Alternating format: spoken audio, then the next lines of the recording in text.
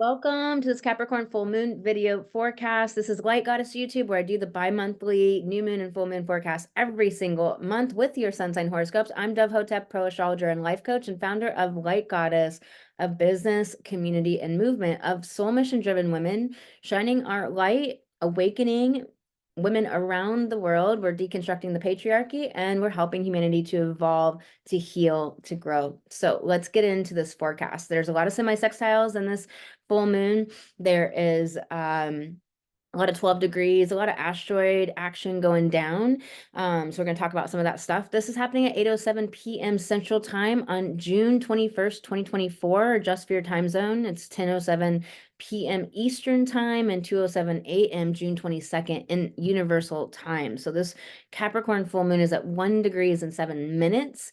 And of course, a full moon is always in opposition to the sun. So the moon's here, sun's here, they're in opposition to each other. They're exactly opposite each other. So Capricorn full moon, it's going to be where the sun's in that opposite axis as Cancer. As you may know, we're in Cancer season. It just started. It always comes along with the summer solstice. So the longest days of the year have been here. We've been experiencing that. We've been experiencing high temperatures in some places. The longest days of the year, we're going to actually start to see the days lessening, but we have this chunk of time in June and July where it's this amazing summertime, just long days where the sun doesn't go down seemingly until 9 or 10 at night, and the evening just drifts on into the night, and then suddenly depending on what you do in your life and your schedule, you should have went to bed 2 hours ago, right? So this is an amazing time of the year. It's super fun. We've just had the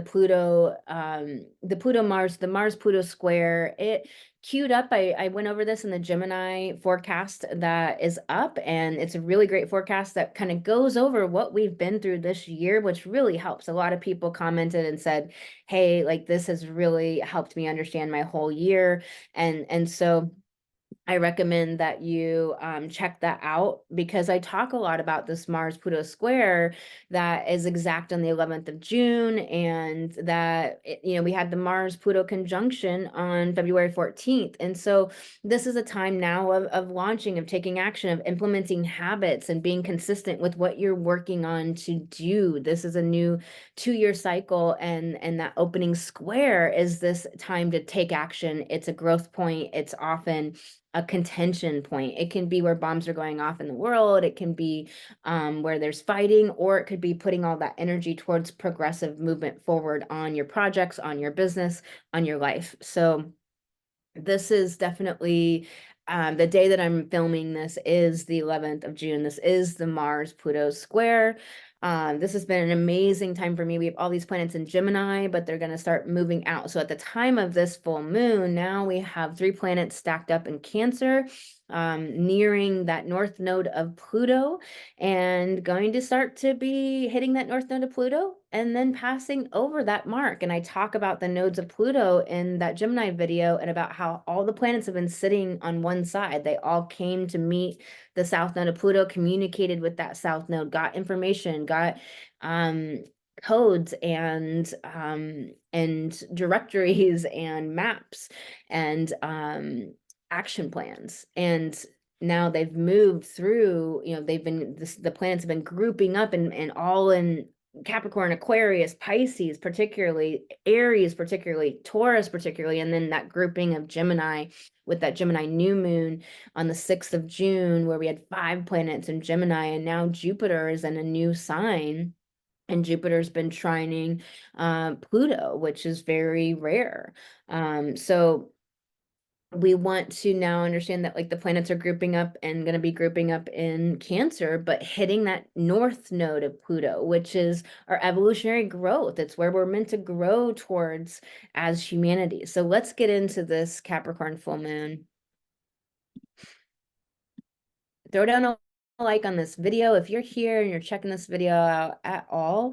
I appreciate you throwing down a like. It helps the algorithms, helps other women to find this channel that might be exactly what they need to hear at just the exact moment. So sun, 1 degrees and 7 minutes, opposite this full moon, 1 degrees and 7 minutes, Capricorn.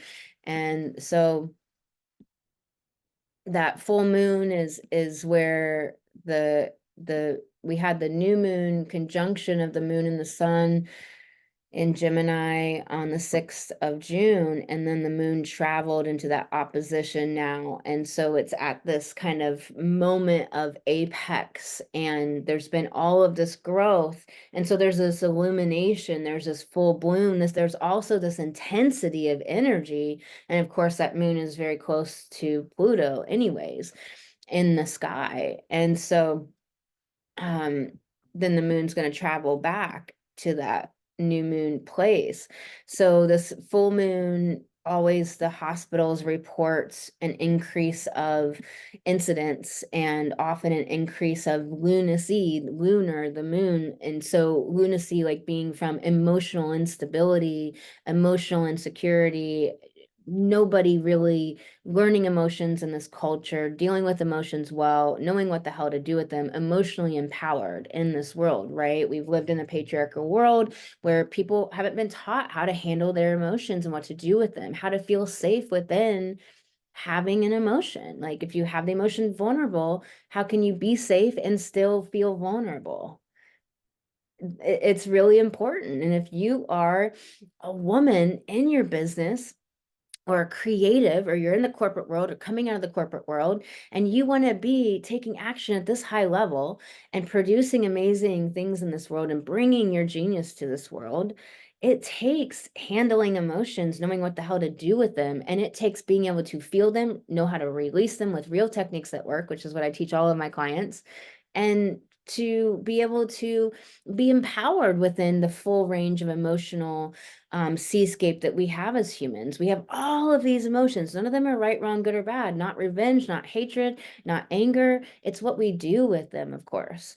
So just know that there's some intensity with this. I think, like anything, people are going to go in different directions with this full moon. So one of the things is that Capricorn is wildly distorted, like most of the signs in our culture. So Capricorn, the distortion of it is the hustle and grind culture, status, the superlatives, best, better, greatest, really caught up in public opinion and your stature and the culture and who knows who and who looks the best and all of those types of things. That's really distorted Capricorn. Capricorn's a feminine yin sign. It's a cardinal sign of going in a direction. Really healthy Capricorn puts its nose down and focuses to fruition. That's really healthy Capricorn. Capricorn gets things done. It'll get a book completed. It'll get a project completed. It'll take the celery from the farm to the grocery store. It completes things. It is dedicated, determined. It makes things tangible and real. It's an earth sign. It's also wise. It's wisdom. It's learned life because it's the 10th sign.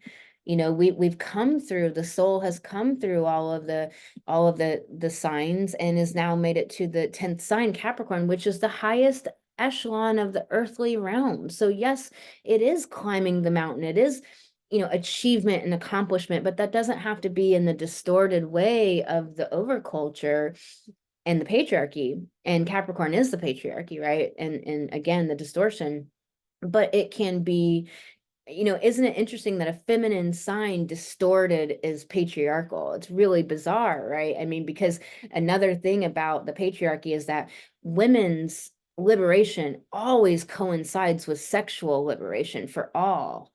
But yet in our culture, women were told that they were prudes and that they were the ball and chain and that they were the one that was closing down relationships and closing off opportunities and wanted to be straddled with kids and home in this monogamous type of setting. And yet that's just simply not true. That's not how goddess culture was for 100,000 years. We know at least for 25,000 years for certain. We have archaeological evidence. And so the patriarchy is actually very sexually depraved and keeps perpetuating sexual depravity through porn, where women are subjugated still to this day in 2024. And anybody that wants to say otherwise is either part of the problem and gaslighting you, or they're just simply ignorant of the truth. And so and probably subjugated themselves and just haven't woken up yet. I was perpetuating the patriarchy myself as a woman, at the detriment of it, until I had divine feminine awakening or sacred feminine awakening. So, and I'm not talking about feminism. Feminism was, very cruel to women in poverty and women of different demographics, and left Black women behind, left all the other demographics of humans behind. Like sometimes we talk about, Latina culture and Black culture, and maybe Native American gets mentioned, but there's actually just so many of us that have so many cultures within ourselves, and we kind of claim them all. Like I'm Polish and I'm Indigenous and Native American and Polish, and I have both of those, and those lineages within me, and I honor both of them, and they're both meaningful and important to me. And so we are, everyone, if you do your DNA, is like so mixed at this point, and yet we can still honor how our appearance shows up and where we get classified, but also just that there's always been this classism, and Capricorn can be that classism of people that have, or people with money controlling or restricting people that don't, and also feeling superior to people that don't, even though it's not as if it was ever like equal, and then we all like did something to like, to get to some finish line, and it was like some equal race or something like that. It's like there's always been the colonialism and the there's always been the people that have come in and destroyed cultures and tried to diminish and minimize cultures. And those were usually the peaceful cultures, those were usually the egalitarian cultures, and try to control and dominate and so forth. And that is the Wedico, as it's a Native American term, meaning, the disease. That is the disease of that's still present today of our culture, that we are deconstructing and dismantling by standing up, bringing our light, and shining and making money as a woman, because Capricorn is business. It is being a CEO. It is being accomplished and achievement, and putting structures in place and getting things done and getting things accomplished. And so we want to make sure, though, that we're acting in the high conscious expression of Capricorn. Okay. This Cancer season, so we talked about the solstice a little bit. There'll be more about that on my TikTok, so definitely go over to my TikTok. It's Light Goddess TikTok, but it's at Dove_Hotep. Okay. And you can get the daily astrology and coaching all right there. But the solstice is this turn of a season. It's a big shift into this different season, and into summer. And it's one of the 8 important pagan holidays or ritual times. And it's this return of the full expression of the light. And what's fascinating is, while this is like the longest days of the year and the full expression of the light, Capricorn solstice is actually when the light, it's the shortest days of the years, but it's when we're looking like the light's going to return, because we passed through the solstice and now the days are starting to grow longer. So it's like the light returns. It reminds us that the light will always return. The light will always return. The light will always return, even though so many people focus on the opposite of that. So this is so important. It's what's going down. Let's look at the dispositor of this full moon here. So a dispositor and a ruler is different. So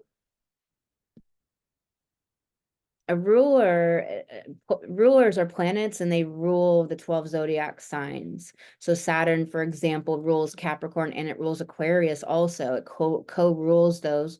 But Uranus also rules Aquarius. There's traditional rulerships and there are modern rulerships. And there's a lot about both that gives us such great information and use to navigate our world with. So one way is really not the way, or the only way. That's where we really have to remember Pisces holding disparate things at the same time. And we have to remember, Gemini, multiplicity, and how interesting it is. And we have to remember Sag, many paths to truth, And we have to remember Capricorn full moon, that Capricorn is learned. It's had all of this lived life experience. And so then it has wisdom, because wisdom is not knowledge. So like knowledge might just be left brain empirical data, Gemini. But Gemini is also about embracing experiences, and that lets the soul that lets the soul then, you know, gain wisdom and develop wisdom, because they've embraced all of these many different experiences. With this Cancer energy, we can feel like we want to hide and go sit on the couch and go like just do like different activities that feel nurturing or that feel safe. Like we want to deal with this safe thing, because there really is no safety, there's just opportunity. And that's what Capricorn is, what Cancer rather is ultimately about, is it's about becoming safe within our own self, not safe because we have a house or car or money or clothes or relationships, etc. And so this learned experience, this wisdom of Capricorn, and and so we want to look at the dispositor of this moon, which is Saturn. Saturn is dispositing versus ruling this moon, because it is the ruler of the sign that the moon is in. So Saturn is this dispositor. So it's just a little astrological lingo for those of you that feel like it's too complex. Don't worry about it. You don't need to know it. For those of you that love this shit, there you go. Now you understand the difference between dispositor and ruler. All right, y'all. So the dispositor of this full moon here is in Pisces. As we know, Saturn spends about 2.5 years in a sign. It moved into Aquarius in March of 2020, and it moved into Pisces last year, I believe March 7th, if I recall correctly.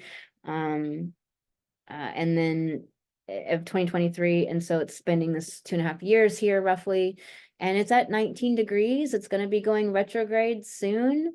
So gear up for Saturn in retrograde. You know, if you have Saturn in retrograde in your natal birth chart, it's really talking about you being individuated from the status quo from the time you were born. Like you came in kind of individuated from the status quo.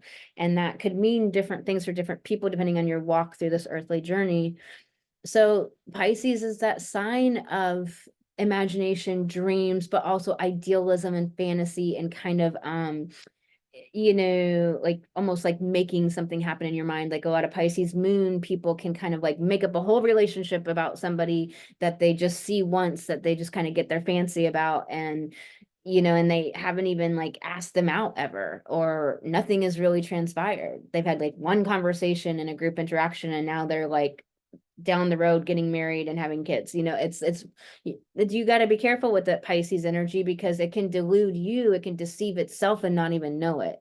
You know, so wherever our Neptune is, you know, if you have somebody that has Neptune opposite your sun, they can just be deceiving themselves, deceiving you. They might not even realize they're doing it. And they might really be like talking themselves into constantly that they're doing just fine.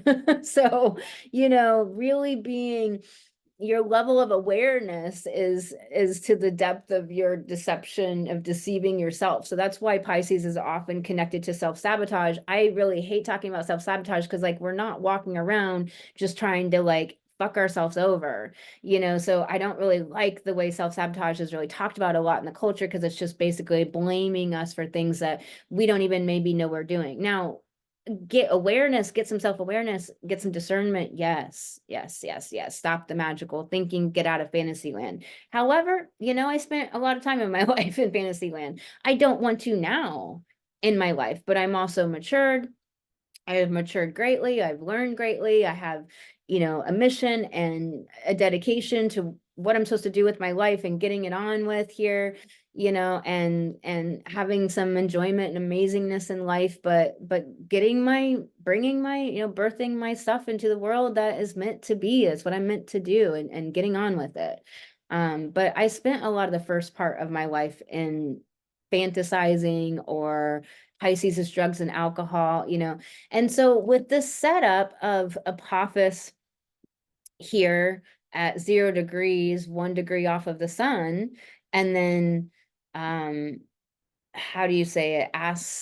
Asbolus. I pronounce it abolus because I just like the way that sounds, but I think it's actually pronounced Asbolus. Asbolus. But anyway, so this asteroid, I'm just going to call it Asbolus because I've been calling it that and it just sounds good, but I don't think that's the correct pronunciation. So just be aware of that.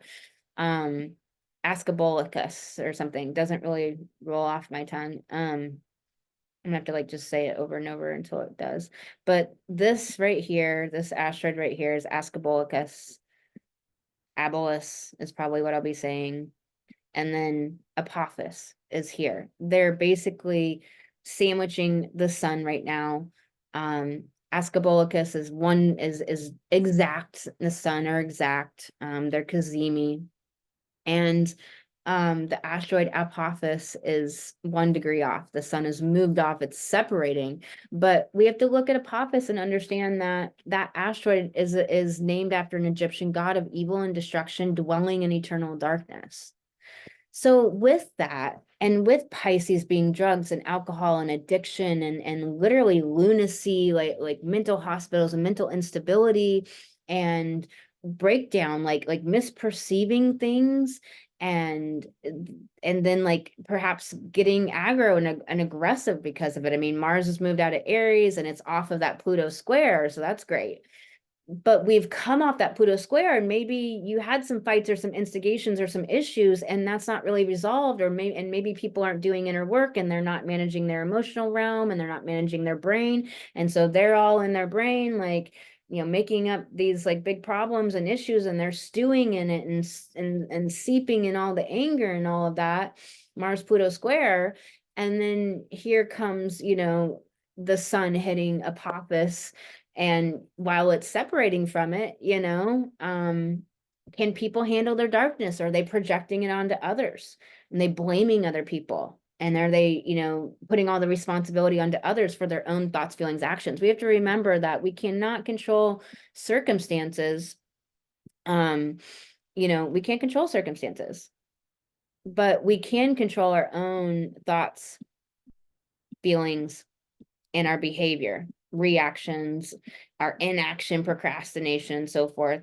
And what we do, think, say, and yes, we're going to have unintentional thoughts and feelings, but we are responsible for learning how to manage our brain. And when you manage your brain, you accomplish it at a really high level. But if you're not managing your brain, you have an unmanaged mind and you're just letting your brain indulge in all of these thoughts and thinking and all of that stuff, then your brain's going to be constantly creating stories that are most likely going to be really ineffective at helping you to run a high level life, making money as a woman and helping people boots on the ground level and bringing magic to this world and really helping to change this world for the better. I mean, you don't only have to do your piece of it that you want to work with, that you're interested in or that you're called to, but all of us together, light goddesses, all women around the world we're changing the world. Women are the hingepin. Women have always changed society to more egalitarian, more fair, more beautiful. Every time we've ever gotten out of domestication throughout his story. So in the Elizabethan era and the troubadour era and so forth. And goddess culture is responsible for modern technology, paved roads, indoor plumbing, and architecture. So you can control this. It doesn't mean you won't have unintentional thoughts and all of the feelings coming up. Remember, feelings are our navigation system. Remember all this Cancer energy with this full moon. Feelings are our navigation system. Feelings are our GPS. Feelings are the language of our soul. Feelings have messages from where we suppressed them for all these years because we never learned them from kindergarten on or from being a baby on like we should have. Learning astrology, we should have learned from kindergarten on every single year, just like we had science class and math class and English class, we should have had astrology class because astrology is just a navigation system for living here on Earth, living in the solar system, okay? And emotions are normal human things. When you don't have emotions and you're not emotionally masterful and stuff, or you don't feel emotions, you're a sociopath. When you don't deal with, your emotions, you're crazy and mental and all these things, right? Or you're broken down or you're having health problems. Health problems, such a huge majority are from suppressed emotion, from emotions never being released, dealt with, grief, regrets, guilt, shame, all of that. So remember that that this is what we can control, thoughts, feelings, and actions, and this is what we must learn how to. have agency and empowerment within ourselves. All of my clients learn this in my 6-month coaching program, and they learn to accomplish their goals at the highest level and be really empowered and be really, really effective in their life and making shit happen in their life, making money as a woman, bringing their gifts, bringing their light. So Capricorn moon has a tendency to have like stalactites for emotions, you know, and like very like not feel their emotions all the way through, like stuff them down, just keep climbing that mountain. Now there's a time and a place where you just might have to do that. You're going into a meeting. But overall, I always encouraged, go to the bathroom, take a 5-minute break, you know, nobody has to know, and go do some emotional release or feel your emotions, or make sure you take time at the end of the day to do some emotional release techniques I teach my clients to get them out. So even if you had to stuff them at the like sometime in the day, I have techniques with my clients where you do that technique, it will release that at the end of the day when like maybe you're free to finally deal with your emotions. And I don't encourage stuffing them during the day, this whole like can't cry in baseball bullshit, but it's true. We got to go into meetings. We have to deal with things. That's just truth, right? So, and we want to, like Capricorn wants to accomplish big things, right? So, the dispositor of this moon is Saturn, but it's in a water sign, you know, it rules an earth sign and an air sign, but it's in a water sign. And it's also, you know, Saturn's all about structure, but it's in this sign that's about disillusionment. Disillusionment, like psychically, energy, like, you know, mystically, spiritually, but also disillusionment, like of our constructs and what we think life is, and all of the structures.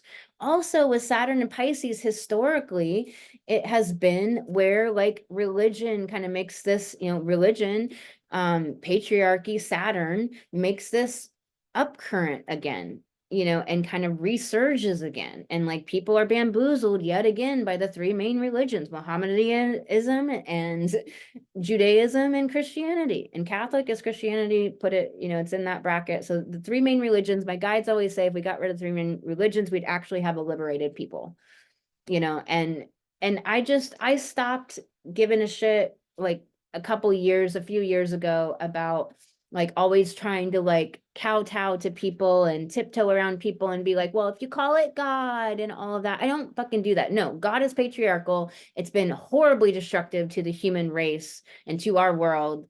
And no. And yes, there's always good in the bad and bad in the good.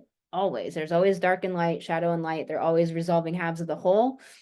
And so there's plenty of people that are religious people or in Christianity or Judaism or whatever it is that are doing amazing things and helping people and really in their heart.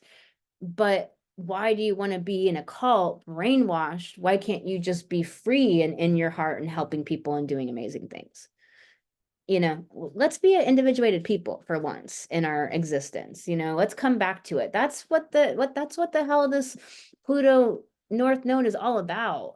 It's reclaiming the feminine, bringing it back in, and then moving into the Aquarian age. Aquarian is new. It's different. It's weird. It's eccentric. It's something that has not been.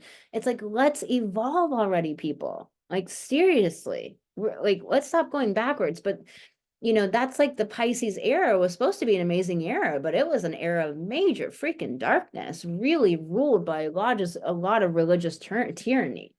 And religion has done horrible things. The Catholic Church, you know, prostituted women and ran S rings and stuff. Like seriously, we got to get real about the reality of things here. So a lot of people running back to religion and churches. It's a big cult, y'all. It's a cult. It's the biggest cult on the planet. Got different costumes and different, you know, doctrines, but it's cult. And also with Saturn and Pisces, you know, that's probably going to trigger the fuck out of a lot of you. But I'm here to bring truth. I'm here to get people up and out of the old ways, y'all. I'm not here to kowtow to the patriarchy and the old ways that have hurt humanity and hurt women and have been abusive to our world, to people, to animals, to the air, to our habitat, to just anything that's sacred and meaningful. The other thing about Saturn and Pisces, y'all, is that Saturn and Pisces can also be this bloom of spirituality and so forth as well. You know, it's always that both. It's always that, you know, everybody kind of waking up to the spiritual side or this meaninglessness that propels them to drive towards something of meaning, to a disillusionment that breaks them down to want to like figure out what the hell is meaningful, what does matter. You know, Saturn Saturn breaks down, you know, it's this reality that's being dismantled and dissolved. Pisces dissolves, so it's dissolving the old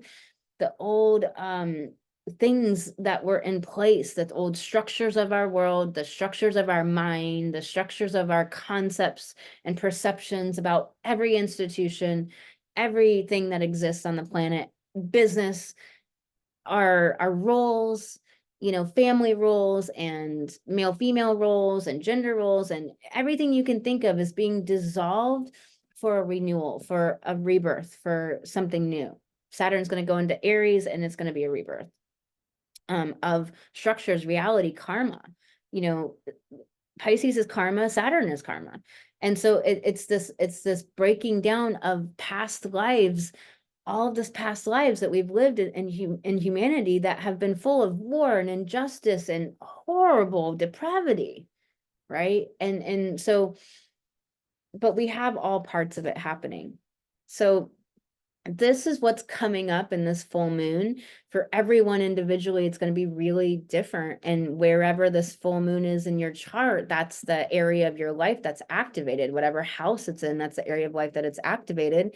And when you watch part 2, you can look at your sun signs and your rising. Your rising will be your natal chart, and your sun sign will be your solar chart. And it's a great chart. Both of them really give you great information. This Neptune's just hanging out at that 29-degree mark. When planets, the outer planets, first of all, they move slow, so they affect our lives greatly. Pluto sitting here at this 1 degree of Aquarius. And so that's going on. And also the outer planets, you know, Neptune's on the cusp of shifting next year, going to phase in and out of Aries and Pisces next year. And so it's just sitting here and it's moving very slow. So it's really acting on our consciousness. It's really, it's cleaning out Pisces, you know, it's going to be done with Pisces. And so it's this end of this big cycle.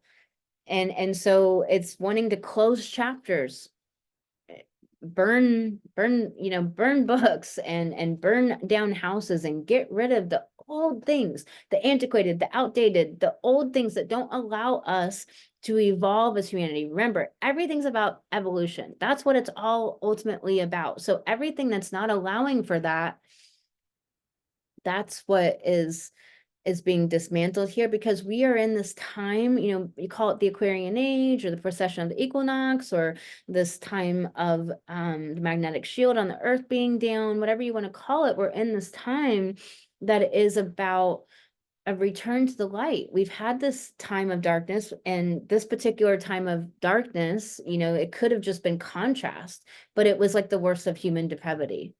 And it just, I mean, you know, trafficking is a $34 billion business on this planet of children. Why is this going on? Why isn't everyone standing up? Because people in positions of power and positions of control are part of it, are narcissists, psychopaths, and sociopaths, are, you know, don't care. So that's why it's so important for us to stand up in our light and our power and to do our big, beautiful work in this world, to affect the change where we can affect the change. And don't let your heart be so empathetic that you can't be effective. You know, you got to care, be eyes open, but you need to be effective where you can be effective in this world. So cry if you need to cry, deal with it in ways you need to deal with it, be eyes open. But you want to be effective where you can be effective in this world. You know, Aries does care about the underdog. Pisces is very empathetic, compassionate, loving sign, benevolent, really seeing, just really caring. And, you know, it's the connection to the all that is. It's connected to divine love. It is divine love, right? It's from whence we come and to where we return. So something to kind of check out here is we have Saturn, the dispositor of this full moon, in the septile to Mars at 9 degrees of Taurus. Mars doesn't like to be in Taurus. You know, one of the signs it rules is Scorpio. So traditionally rules Scorpio. And so, you know, it doesn't like to be in Taurus, the opposite sign of Scorpio.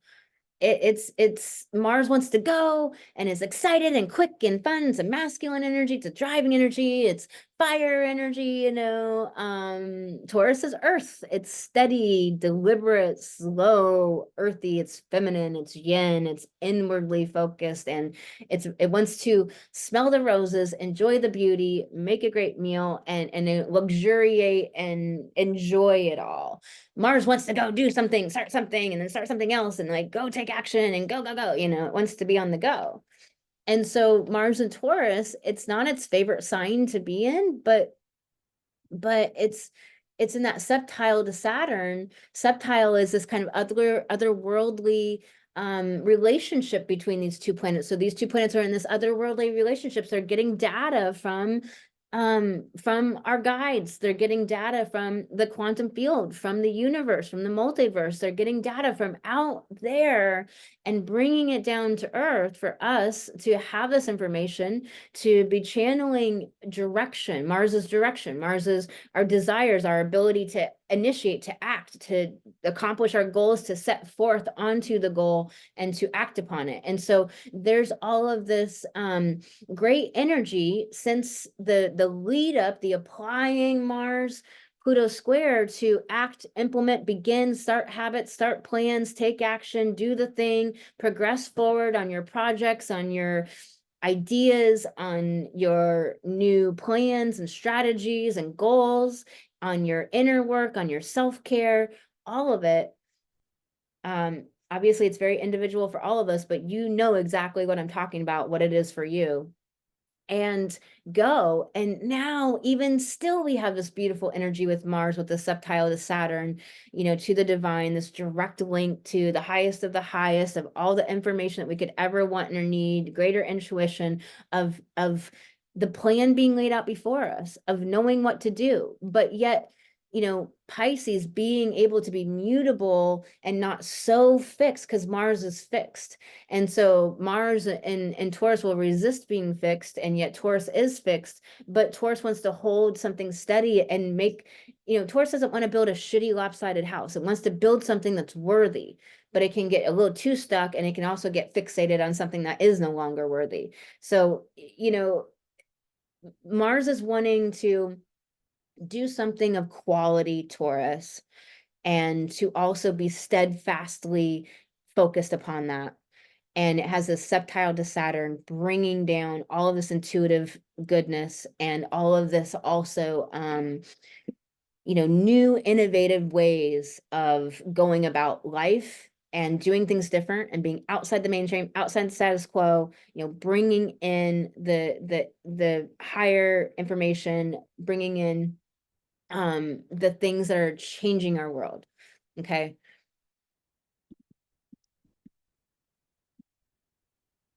We have this semi-sextile from this full moon to Pluto. Pluto is always about evolution. It's also about power dynamics. Pluto's in this retrograde motion to head back towards that Capricorn before it moves into Aquarius for good at the end of the year. For good, meaning for a couple of decades here. And so it's going to be this 20-year period until 2044 that it's going to be in Aquarius. And so Pluto can be in a sign from 15 to 30 years. It has an odd orbit. Pluto is one of those things where it's like nobody could decide, is Pluto a planet, a dwarf planet, an astro, like, you know, what are we going to call it? It defies definition. that's the whole nature of evolution, is that we're always shifting and changing, something's never staying the same. But it doesn't mean that it also doesn't have time in an area of life, or we don't get experience, right? We do.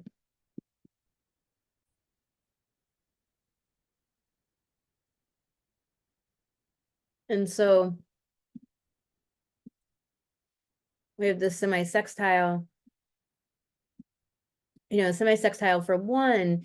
A semi-sextile is always a sign after the sign, and the sign after a sign is the antidote to the sign, to the excess of the sign before it. So Aquarius is the antidote to excess Capricorn.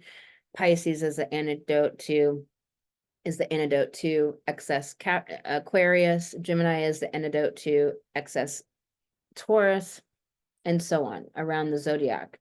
So in a way, a semi-sextile is that kind of energy where you have these two signs so close together that it's like they can't sort of cooperate. It's like sitting next to somebody so close that you can't really talk to each other and really like have a great interaction. It's kind of disjointed, and it's not super, it's just not comfortable. So a semi-sextile isn't really the most comfortable. One is the antidote to the other is the way it is, and it wants to be that way, right? And so it doesn't want to have something take away what it is, right? And so it's like two people kind of smushed together on a bench, like at a basketball game or something like that. Like we're just like have big puffy coats in the winter or something, and you like can't move, and everybody's stuffed together, and so you can't like turn and enjoy a conversation, but you also are just like smushed together. So they're interacting, they're dealing with each other. You got the moon and your emotional seascape and your inner world and your ego and your soft points and your hurt spots, but it's in Capricorn, the sign of that's opposite emotions. Then we have the stellium in this kind of mini stellium with 3 planets in Cancer, but nearing that north node of Pluto to go have that conversation with the north node of Pluto about our evolutionary growth, our growth edge, where we're going evolutionary. And so this is really this is really important that at the time that all the planets are starting to near the north node of Pluto and in Cancer, we are having the moon, that rules Cancer in the opposite sign of Capricorn about structures and society and integrating your authority into society, like being an authority of something. Like you have brilliant knowledge, you have some authority in this world over your knowledge and your genius and your wisdom that you're here to bring, your light you're here to bring forward. Even if you're just like, you love astrology and you're not really a woman in business, but you're just here because are a positive force out there. I've met so many amazing women who are just these light beings who have kids and family, and they're not necessarily in a business or out in the world really trying to do anything particular, but their presence in this world uplifts millions of people just by them existing. They're holding a pillar of light, they're anchoring a pillar of light in this world, and they're just being this anchor of light here. And they're just coming in contact with people by going to a farmer's market and interacting with 100 people, and all those people are getting a vibration up, frequency upgrade in that moment, and helping them step out of some decay or destruction or bad moods or issues in their life. Because when we can step into that other dimension, we can step into that frequency, the problems we have are not problems anymore. When we're in a higher frequency, what we think are problems are no longer issues at all. We completely they're just not even problems anymore. We just completely shift out of it. There's solutions, there's energy, there's joy, there's just direction and clarity.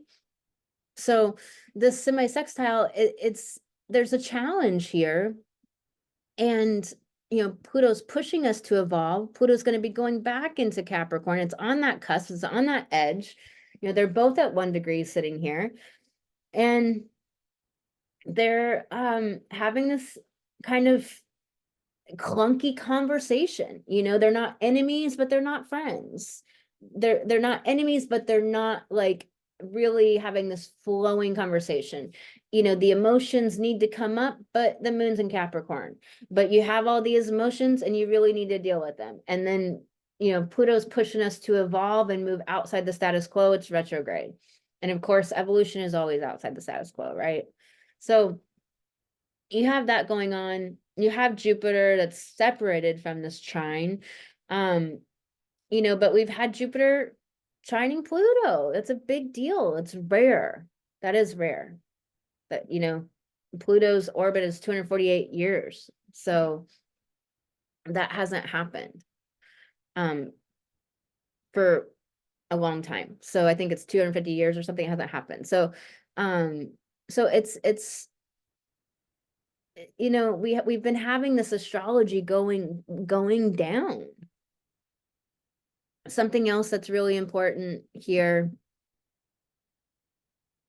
is, you know, I guess what I'm not getting to that I'm trying to get to is why I'm kind of stalling here, is that the moral to this story here is that you want to understand that you want to bring your emotions up and deal with them, but there'll be this ability to really be Capricornian and get something accomplished and get something done, but you're gonna feel the pressure of all of these emotions.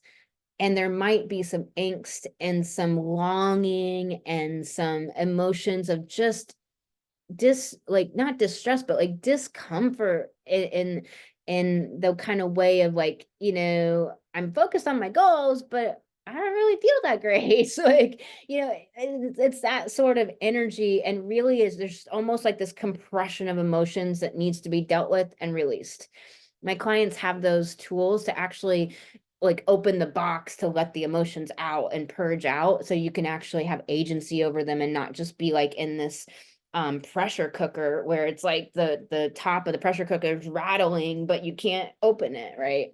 You want to open it and let the steam out. Okay, so the other thing that's interesting is that you have Mercury during this full moon opposite Abundita. So this is the asteroid Abundita, so like abundance, right? So our abundance is in Capricorn, meaning like taking something from focus to fruition, focusing on our business and making money and reclaiming our prosperity and bringing our light to the world as women. That's where our abundance is at, putting structures in place and following structures. So you don't have to be so extreme with it. You know, a structure could be, say you have a goal, a structure could be, I do this goal every day from 9 to 10 a.m. period, no matter what, I always do this goal. Or maybe the goal could be, I do this goal for an hour every single day. I don't care where it's at in my schedule because I have to be flexy, but it's somewhere in the day I'm spending an hour in this goal every single day, period. It's like this commitment. It's this devotion. Capricorn's devoted and committed. Okay. So don't go by, you know, the overculture's old paradigms of what professional looks like or success looks like or discipline bullshit. That doesn't fucking help creatives. That doesn't help people who are wild with ideas and amazingness and just creativity is flooding through us and out of us and wanting to be made into something tangible and real, and it's almost too much to handle sometimes. You know, it's like you have to do structure in a Piscean way, or, you know, in whatever way is right for your chart, you know. And I help my clients understand that with astrology readings. I really help them understand of like how they do structure and organization and schedules and how they do their money and things like this. Like, where's the Aries at in your chart? You want to know that, because that's the area of your chart that it's fucking up, because Aries is short-sighted. It could be helping you or hurting you, right? But if Aries is on your 6th house, you probably suck at schedules and shit, and probably short-sighted and can't schedule 2 months out to save your life. So just be aware of that. But you might have mitigating things in your chart that actually, you know, it's a little bit there, but not as big of a problem as other people it might be. So definitely, if you want to book an astrology reading with me, you can go to empoweredwomenrise.com. The link is below. I have sliding scale fees and my standard fee. I don't care what you pay, just get connected to your astrology. Okay. So Abundita, this is where abundance is at, and it's opposite Mercury. So again, feel your emotions. Use Mercury to identify your emotions, Cancer, and also to bring awareness, Mercury, to self-care routines, to nurturance, like how do you need to nurture yourself right now? All this Cancer energy is asking us to nurture ourselves. And, you know, Ceres is up here in Capricorn saying put structures into your nurturance. Like, where do you have structures in place to self-care every day? Or is it just this passing thought, like, I'll get a bath later this week. I got to clean the bathtub to take a bath and whatever, you know, like maybe you have kids and they're dirty birdies, you know, and you're just like, I don't want to sit in a dirty bathtub, but I don't want to clean the bathtub. I want to, you know, so you just never take the bath. It's like, put some structures into your nurturance. Find the blocks, the windows in your life where it's just a non-negotiable. Okay. So that's something that's important here. That's coming up here. Something else that's just kind of fascinating is all the 12s. You know, 12 is patriarchy in a way. It's all the religions, is 12 apostles, 12, you know, the 12 tribes of Islam, the 12 Olympian gods, the Greek mythos, 12 jurors usually, you know, traditionally in a jury, you know, 12 dozen eggs. The goddess is the number 13 moons in a year, but, you know, there's 12 signs and 12 houses, like, you know, 6 one way, half dozen the other. You know, 12 is a number of like completion and cosmic order, you could say. But it also breaks down to a 3, and a 3 is Jupiter, and Jupiter's here in Gemini. You know, this Gemini energy, Gemini is zippy and fun and playful and youthful, and it wants to embrace a bunch of experiences and wants to talk and communicate and connect. It's open and friendly energy. It wants to have fun. It wants to go. Gemini just wants to go. It's like, I just want to go. I want to go somewhere. I want to go fast. I want to do something, like, I don't care if it's skates or a skateboard or, you know, a surfboard or a four-wheeler or a dirt bike or a fast car or an open road or a horse. Like, I just want to go. Like, Gemini is ambulatory. It needs to move. So you might really be well served. I mean, this was more so before the planet started moving into Cancer, but even if you have Gemini heavy in your chart, you might be well served by a stand-up desk. You might be well served by making sure you're doing yoga poses within your work. Like, if you're working on something for an hour, you like get up and stretch and do yoga poses and get back to it, stand up and type and work. Gemini is that kind of energy. And so just be aware, like, our learning right now, our understanding, all of that is kind of in this mutable sign of multiplicity. So, so the numbers I just kind of found fascinating because we have Lilith and Americana, this asteroid, and then, you know, Black Moon Lilith is at 12 degrees of Virgo, and the nodes are at 12 degrees, and it's just kind of these interesting 12s here, you know. And it's kind of interesting that you have Americana and then you have Black Moon Lilith, all about women, you know, reclaiming their empowerment, which is often through rage and anger. You have to go through the doorway of rage and anger, and you know, I teach my clients sacred anger practice, sacred rage practice, somatic rituals and things to release in a beautiful way and in a healthy way. And there's some low-key ways to release quickly as needed, and then there's some ritual and somatic and some big ways to release whatever's needed. But we release anger and rage. We don't make it wrong. It's not bad. It's a normal human emotion. It's just how you deal with it, right? And so that doorway is what everyone has to walk through to really reclaim your power, because all of these feelings of powerlessness will make you enraged. Feelings of helplessness will often bring up rage. And so Lilith, you know, to reclaim our power with Lilith, we need to be able to know what to do with anger and rage, or any costumes thereof. And you know, it's an interesting thing that the nodes, the emotional lessons, you know, America being a corporation, being, you know, very patriarchal, leading the helm at patriarchy, trying to say like Western science is the only science, and trying to make this world more mechanistic and not a living universe, and, you know, all of these things and the things that are allowed to go on and all of that. And then you have women standing up all across the world, and we're the hinge pin to egalitarian and fair cultures and societies, and a return to the light. And we always have been. And, you know, like women, like literally women help other people, like 89%, where men, it's like 35%. I mean, what the fuck? So anyways, And that is a true statistic. And so, you know, you have the nodes here about our emotional lessons, autonomy, sovereignty, owning your no and yes, owning your boundaries, assertiveness, being able to handle the emotions that come with having time boundaries, saying no, getting off a call, ending a call. Like, I know I'm going through, you know, and just know that Capricorn is time. Chronos, this full moon might be bringing up all your time issues. I know for me, I've got to learn how to get more boundaried with my time. I have a couple of places in my schedule every week where I go over or I let it go, and I can't do that anymore. It's not working. So I've got to change that. I'm ready to do it, you know. And we'll see how it goes. But I'm actually going to take action to change it and to do something different. So Libra's course always tolerance for other people's ideas, but not at the expense of allowing abusers or narcissists into your life, like having discernment. Libra's extremes of being able to, you know, understand the full spectrum, and to do that, you have to go from the extremes to the extremes to extremes, extremes, and then you just find this middle road just naturally. But Libra is not balance. It's seeking balance, but you only seek balance by actually exploring the full spectrum and the extremes. So all of the signs have that like anathema type thing to them. All of them have that polarity within them.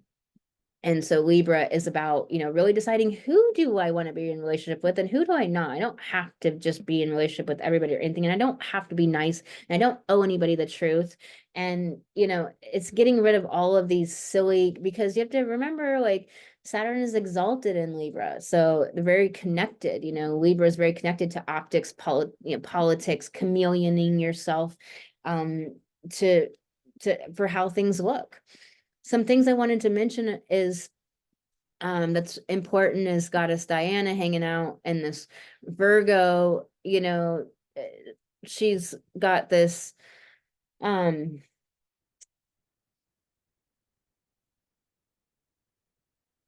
sextile to Venus. You know, Goddess Diana is about sisterhood. She fights for women. She stands up for women. She also is incredibly masterful, and she doesn't need a man, and she is not preoccupied with that. And she's just really dedicated and focused to what she's here, to her mission and her purpose. So just want to bring that forward, because during this full moon, like, Venus is sextile her. I also want to bring forward that what else is important that I wanted to mention to y'all? Wanted to bring some things up here. What's going down? The square. So this is what I wanted to bring up. So this North Node square to Venus and Mercury at the time of this full moon, the opening conjunction of North Node and Mercury was March 18th at 15 degrees, 45 minutes. And the nodes move backwards. That's why the node's at 12 now. And so this is the opening square to that conjunction back in March. So if you look back to March 18th, in relationship to everything I just said about Aries, you know, your sovereignty, your autonomy, standing up in your own personal power, Aries, standing up in your courage, your ability to speak up for yourself, to speak out, to own your no, set boundaries, be more assertive, be more confident, you know, not afraid of what people are going to think, you know, like that Libra shadow, it's South Node, it's shadow, is like that belonging, wanting people to like us. And so therefore not saying the thing, doing what you need to, putting the boundary into place, tiptoeing around, you know, we want to stop doing that stuff. It doesn't serve anybody. And people pleasing, got to get rid of that. People pleasing is just straight lying. Here's the interesting thing is you don't always know when you're people pleasing. You might be people pleasing to try to get a sale. You might be people pleasing to try to, like,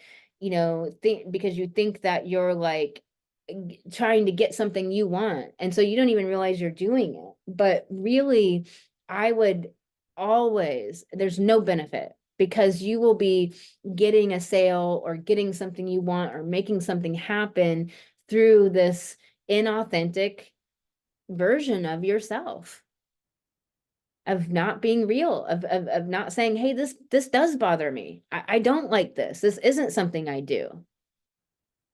You know, say the thing, do the thing, you know. So that's something to be aware of.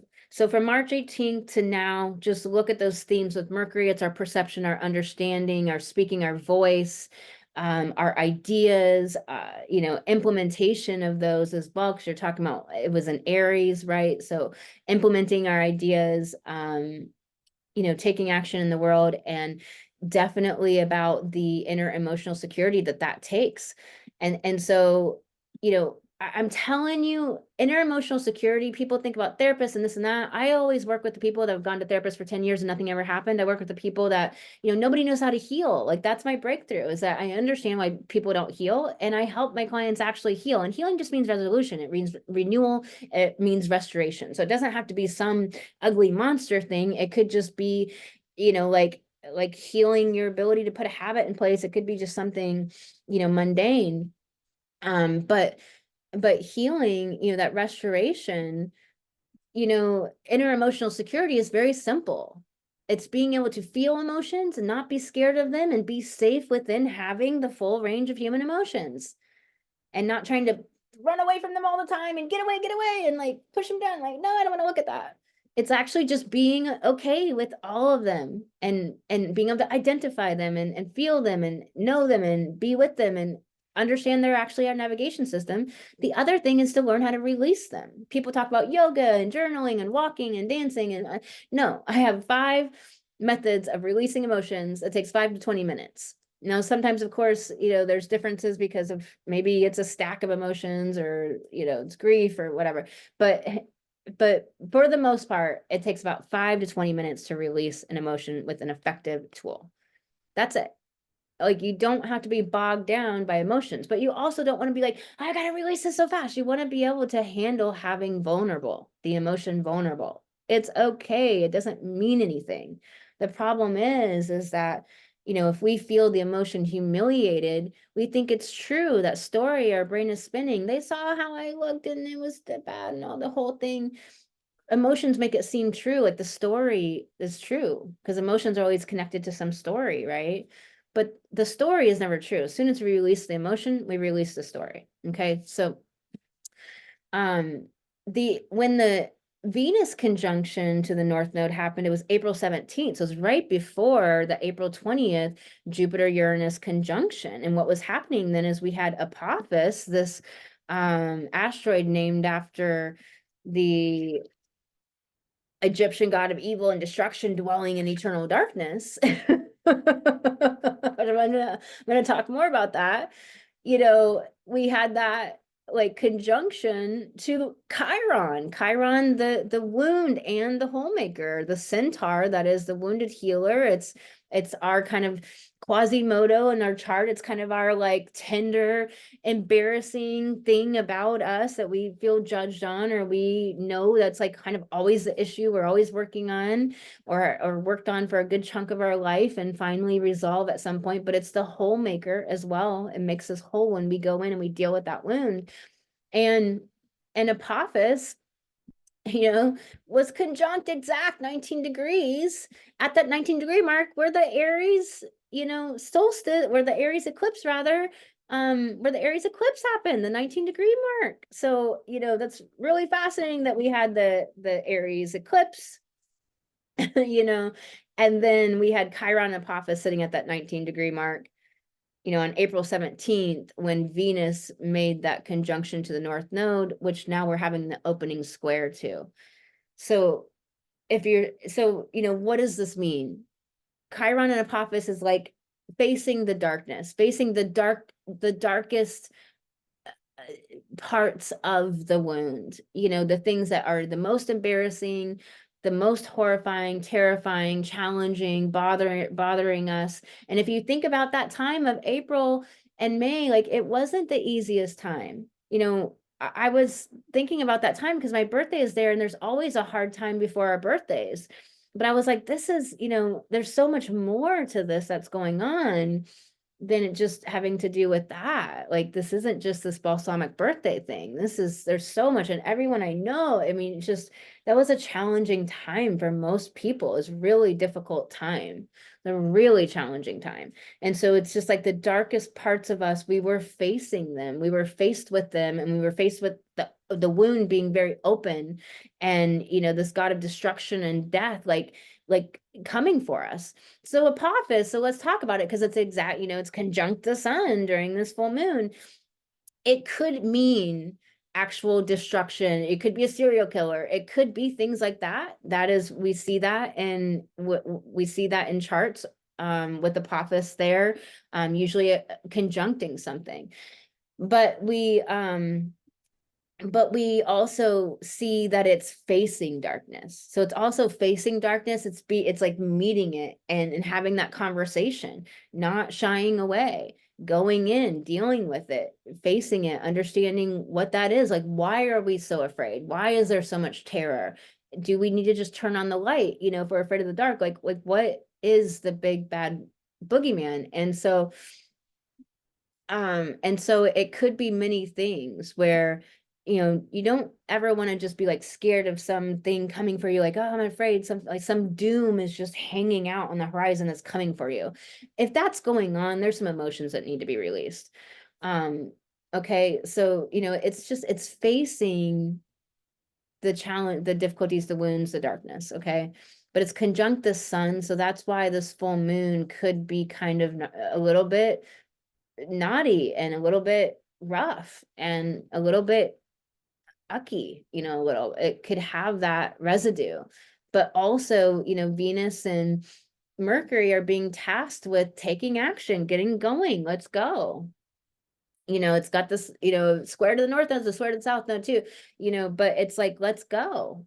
Let's take action on standing in our power, and standing in our autonomy, and making our things, making our projects and our mission happen, completing our goals, keeping up with our habits, doing those things. That's what's being asked of us right now. Okay.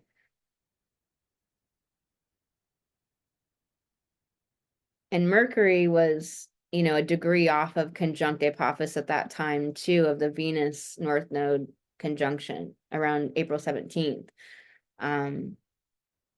The moon was in Leo and square Jupiter, Uranus, that we're about to have that conjunction. That conjunction is like, yes, wild things happening out in the world. We saw the rallies and the protests and the things like that, but that conjunction is actually deep inner changes and shifts that humanity is going through, that rolls out for decades to come, of our liberation and our change. And, it's just kind of like in the 60s and 70s, when people went over to the East to bring back yoga and studied yoga traditions with Patabi Joyce, and the three main yogis that were teaching asanas at that time, and they brought them back. Now yoga is so infused into our culture. I'm not talking about a yoga studio being on every corner. I'm talking about people thinking about mindfulness, thinking about meditation, thinking about being still, staring at the sky, having moments of stillness, having moments of connecting to the earth, to flowers, to their children, to their animals, to themselves, grounding, all of these kinds of ideas. There's so many of them, and they've infiltrated our world. And that's the kind of thing that happens with Jupiter and Uranus conjunctions, is it's these deep inner changes that change all of society and keep rolling out and keep individuating us, Uranus, keep liberating us, Uranus and Jupiter both. Okay, so that's what's going on, because we had that conjunction in 68. So what else is important here? Oh, this Abos Aspolocus, whatever it is. This asteroid is exact conjunct the sun, and I wanted to talk about this because this is a cool asteroid. It's all about like intuitive decree to prevent destruction. So you have on one side of the sun this Egyptian god of evil and destruction and dwelling in eternal darkness, and so facing our darkness. But also some people not able to do inner work and always projecting that out onto other people. And so like blaming everyone else. And so starting fights, being reactive, not taking responsibility. And so always instigating, starting things, wars, issues, anger, aggressions, fights, aggro, all that kind of stuff. Right. But the other people of us, we can face our darkness and see it and like own our shit and like go within and kind of deal with what's coming up. But then on the other side of the sun, you have this asteroid all about, trying to end fighting, and also like how people ignore that. People ignore peace. There's a lot of people that are below the level of 200 on the map of consciousness. The map of vibration is what it really is. And so like they're not at the level of integrity. They don't care about peace. They don't care about beauty. They don't care about peace. They don't want it. Seriously, like people turn beauty away. People turn peace away. Like, no, they want to be in the fight. So, I mean, they like seriously, a lot of people on this planet literally don't care about not murdering somebody. They're at that level of frequency, of vibration. And it's literally the truth. That's why, like, over time, we've had to evolve humanity to having decorum. That's why just even in the 70s, like the 70s and the early 80s are coming up so much in the culture, hairstyles and TV shows, and so much is coming up.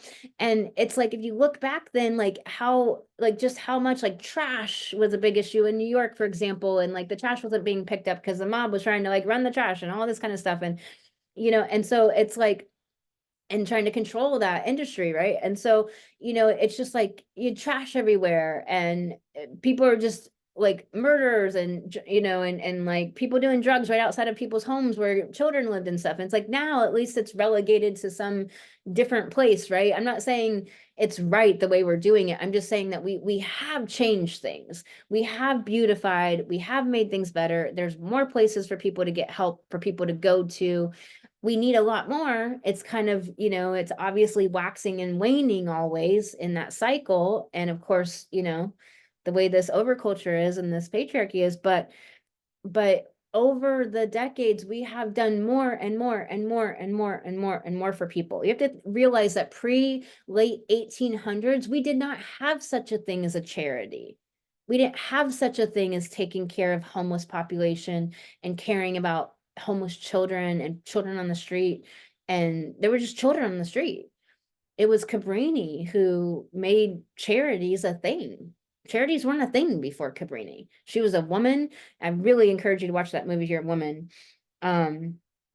Anyways, so this asteroid here conjunct the sun during this full moon is also about this ability to tap into the spirit of the times.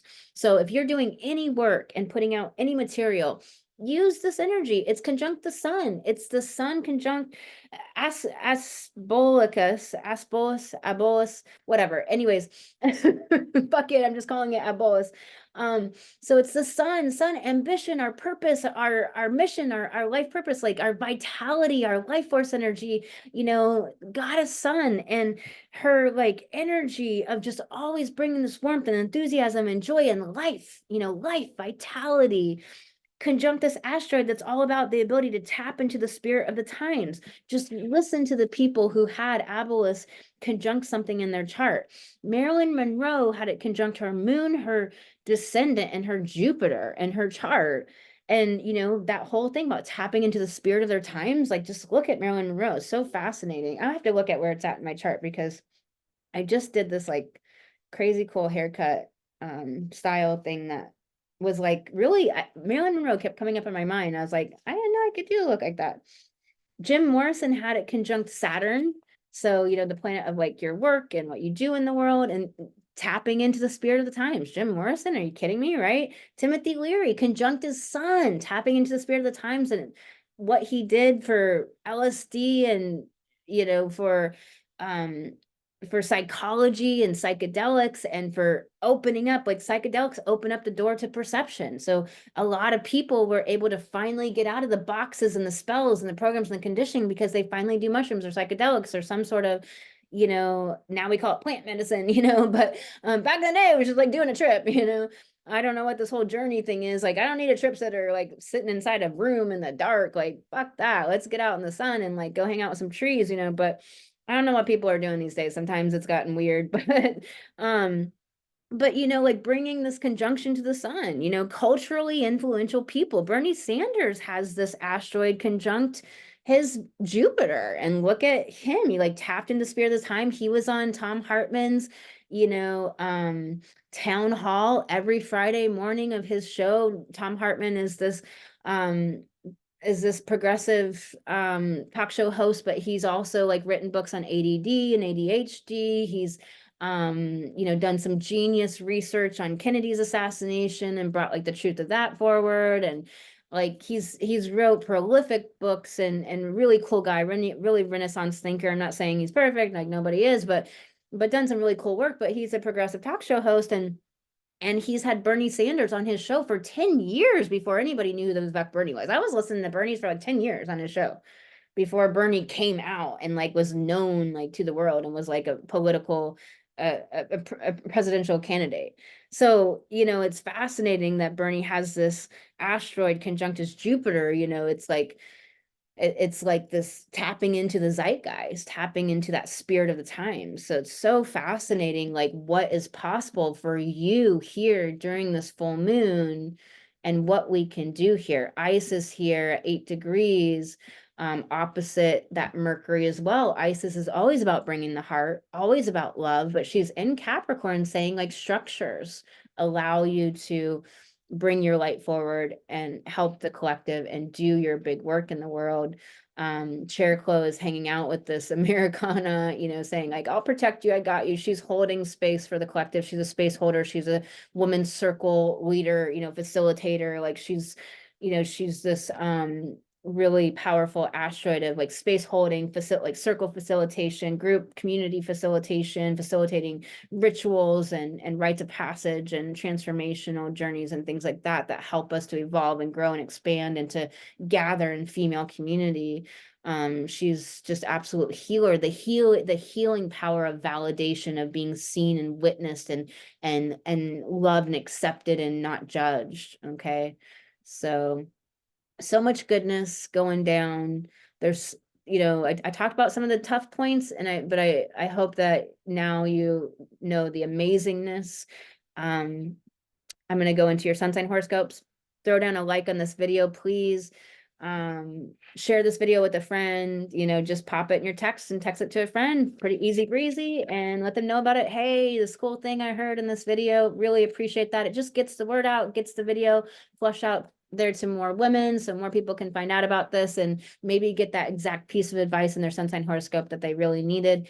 So I'm always happy to like find out about new people and new places to get the amazing work that we're all doing out there. So thank you for liking, sharing, and if you subscribe, you'll be notified. It'll pop up in your feed when the new moon and full moon videos come out. So all only good stuff here. Also, make sure to go get my astrology secrets to navigate your life and code break your life in my free astrology mini course. The link is below. You can snag that and grab that for yourself right now by going to empoweredwomenrise.com or just clicking the link below. All right, we're going to do your sun sign horoscopes. Make sure you listen to your rising and your sun, because they together have a really amazing information for you about where this is taking place specifically in your chart. And also, some people love to watch their moon, watch all the signs and like figure out what's going on with your family, and your friends. Okay, y'all, I'm going to get into that right now. Let's pull up your sun sign horoscope show. Let's do this.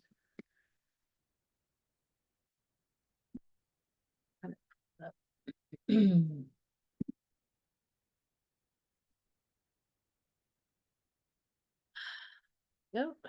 Stop sharing. Share the correct screen. There we go. All right. All right. Let's do this. So, rising sign, sun sign. I'll give you a great idea about how this is going down in your chart, and then make sure to like, share, and subscribe for more action coming to you right here on this channel. I can do so much more, the more symbiosis we all kind of go into it. All right, y'all. So Aries, let's go. Aries, Mars is in Taurus. It's not favorable.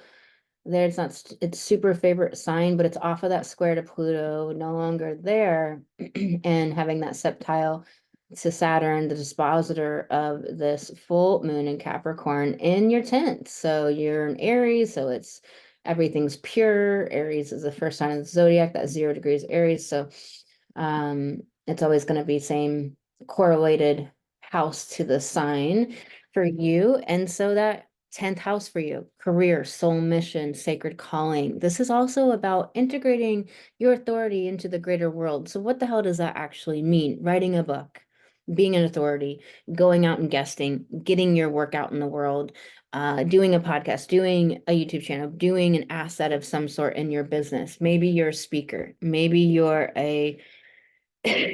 um an influencer of some sort, or you do great productions. Maybe you are an actor or a singer or an artist, and you put these great productions out into the world, or you do these great events or workshops, etc., these gatherings or these art installations.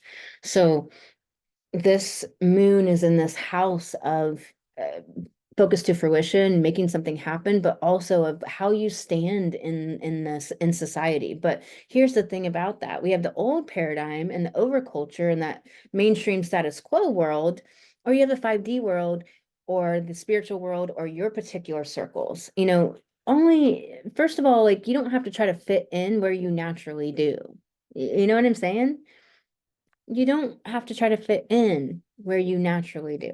There's nothing to try. You just fit, right? So it's one of those things where it's taking up real estate in this world.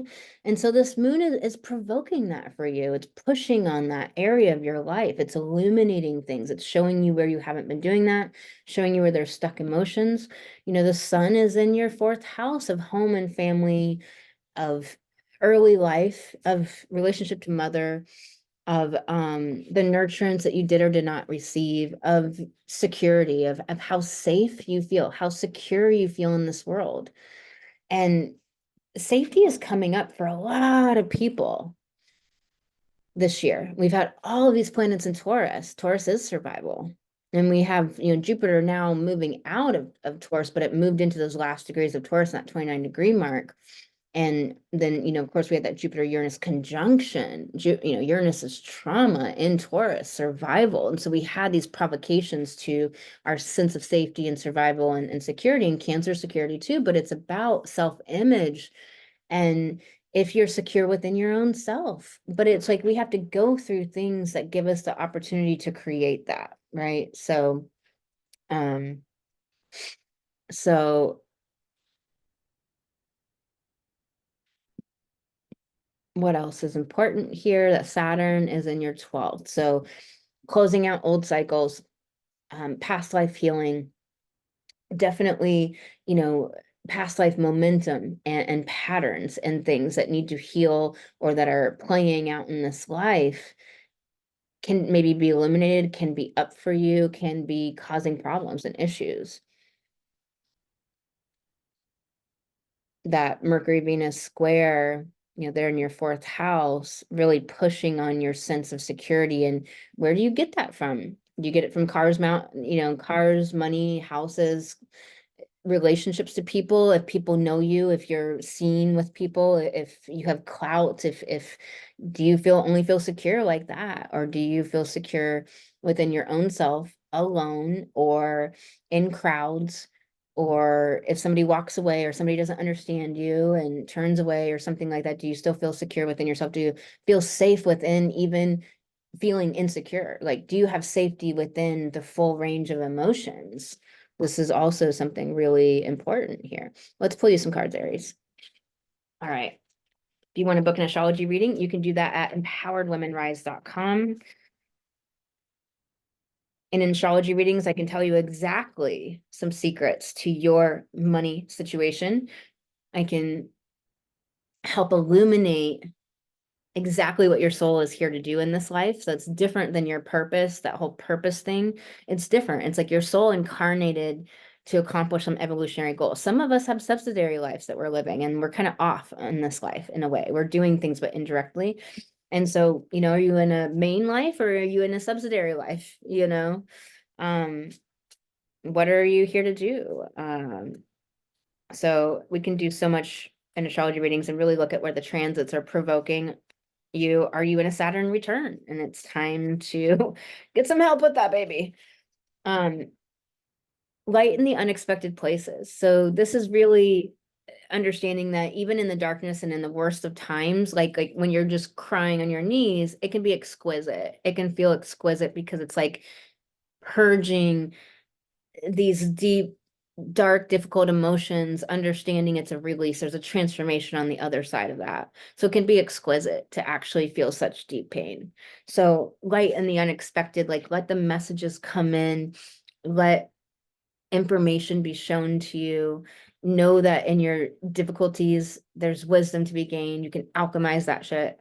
Alchemize it for the greatest wisdom that you could ever have. Like there's so many things I've been through in this life where I would never ask to go through it. I would never sign up for it, never want to it, and I would never give back the wisdom I've gained from having gone through it. So prosperity sisters are happiness and joy. So this is asking you to get into that joy, step into a different dimension, step into a higher place, whether you got to listen to a podcast, an audible book, videos like this, like whatever you got to do to get yourself in that dimension, to believe in your goals, to step into somebody who is making the money, accomplishing the goal, being big in the world as far as like your reach, your size of audience, your voice being heard, people being helped by what you do in this world, bringing your medicine, step into that dimension. What book do you have to listen to? How do you get yourself in that place? Be around people. I know sometimes like I'm just, like being an entrepreneur, I'm often on my own. I have to go get meetings. I put things in my schedule weekly. I go get with people because those people remind me of the magic, the amazingness. Like I have to have connection with people. I know that. I know I cannot like just be isolated working away. Like I got to work away and get that shit done, but I can go to coffee. I go to coffee shops sometimes just to be out in the world around people, even if it's not necessarily interacting directly, but I have things scheduled to interact directly. Aries, if it's Aries sun, this is probably not you as much as if it's Aries rising, like you like to be on your own. You don't necessarily feel like you need people. So that Mars ruling your sign, in Taurus, it's about this steady steadfastness, but Mars is kind of, just kind of frustrated here. And so it's like you want to go, but you can't. And it's really time to focus on a goal and just steadfastly stick to that devotion of getting that goal accomplished. But there's things that you need to do to feed yourself to be able to stick to that dedication. You can't just do it 12 hours a day every day. Like, there's some people can, but it's not most people. And it's not even encouraged, right? It's not really taking good care of yourself to do that. So it's really feeding your light. I skate, I'm an acro yogi, I do acrobatics, I hand balance, like I have my passions, my goals. I love to drive fast cars and I love to, to ride dirt bikes and four-wheelers and to go out into the woods and I fly planes. Like I just have a lot of passions and things I love to do. And so I feed my light. I also love to be around people and have amazing conversations, amazing experiences, and try new things and learn new things and have different experiences. And so, Jupiter's in Gemini. So we're going to be wanting to have a lot of different experiences and mixing it up and exploring this life. So make sure you're doing that while this Mars is pushing you to be devotional on something.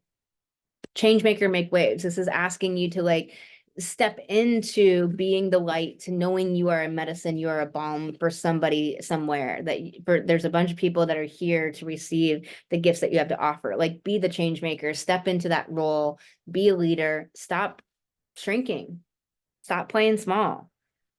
Whatever levels of being seen and speaking out in this world that you have gotten to, it's time to up level. You're being called to bring more medicine to more people.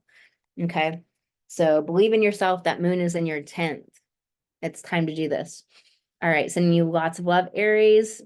Throw down a like. Appreciate you. See you next time. All right. Let's do this, Taurus. Let's go. Taurus.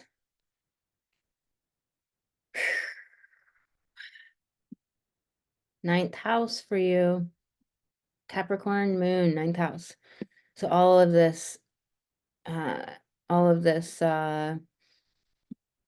Cancer is in your third house, so the house of the mind. So this is the houses of local travel and long distance travel. This is the area of life of right brain, left brain, intuitive knowledge, understanding, like being an expert. So this ninth house is like, it's time to be an expert. It's the house of publishing. It's the time to be the expert. It's time to put your work in the world. It's time to claim that place of leadership. It's time to be the leader, to be the expert, to be the one speaking on the podium. It's time to publish the book, publish the video, the workshop, the masterclass, the things that you're doing in your life. This is what it's about. And there's different stages to things, obviously. But one stage is just getting it done so that you can publish it, whatever it is. When I say publish, I'm not necessarily talking about a book. Like I'm meaning like where you're finally in emergence phase of that project, where you're putting it out to the world, you're launching it, you're out there, you're telling people about it and so forth. So, but we got to actually do the thing and get that done. So there is that piece. But this is also like really stepping into claimed leadership here. This ninth house is I always talk about the ninth house as being the expert, because this is where like you're a leader, you have wisdom to share. It's also like just really connected to the divine, connected to natural law and that higher wisdom. It's the house of adventure and traveling abroad and going out on the journey as well, the vision quest. And so, but this isn't a time of a vision quest. Don't get stuck in that. Like this isn't a time to piss off. This isn't a time um to dream. This is a time to do. So whatever it is, you have a Capricorn moon in your house of publishing, like get busy, do the thing, work at the habit and the goal of it, put the time in and believe in yourself. It's time to believe in yourself, Taurus. And so having Cancer, inner emotional security and security in your house of your mind, this is about security within your mindset, within your belief system. So how are your beliefs? How is your mind? Are you thinking beliefs that allow you to step into that leadership at the highest level? Where are you where are you doing it and you weren't before, and you need to congratulate yourself and acknowledge yourself and celebrate and dial that up. But where are you also kind of like playing small and being like, insecure and tiptoeing around people and wanting to be liked? Stop wanting to be liked. It's enough of that. If you have people hate you, you're doing your job. You're doing what you're supposed to do. And I'm talking about like good people doing something to light, bringing their magic. You're going to have people hate you. You're going to have people that just don't like you, hate you. You're going to just provoke people because they're towing the status quo. They know they're not doing their purpose and you are. And so they're just going to hate you because of that. Like it's not going to be anything about you. But just know that you have Saturn, the dispositor of this full moon in your 11th. That's the house of benefactors. That's the house of goals and objectives. And so with a septile um to Mars in your second house in Taurus here, and Mars is in your house of identity. It's in your house of who you are becoming. So Mars going and taking action, getting things done, going at, initiating, doing, accomplishing, like starting is all in that house of your identity, your who you are-ness, your personality, your appearance, becoming. So it's in that house of becoming, and it's septile, that otherworldly aspect to Saturn in the 11th of goals and objectives. Saturn's in that house of goals and objectives until it moves out of Pisces. And so it's fascinating that in your solar chart, Taurus,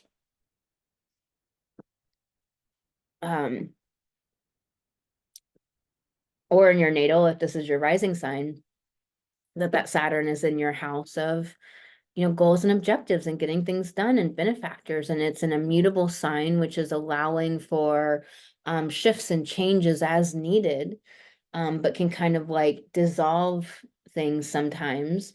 So, if you lose the plot, just know that it's time to listen to the intuition and take a walk and just let the divine messages come in. Nothing went wrong.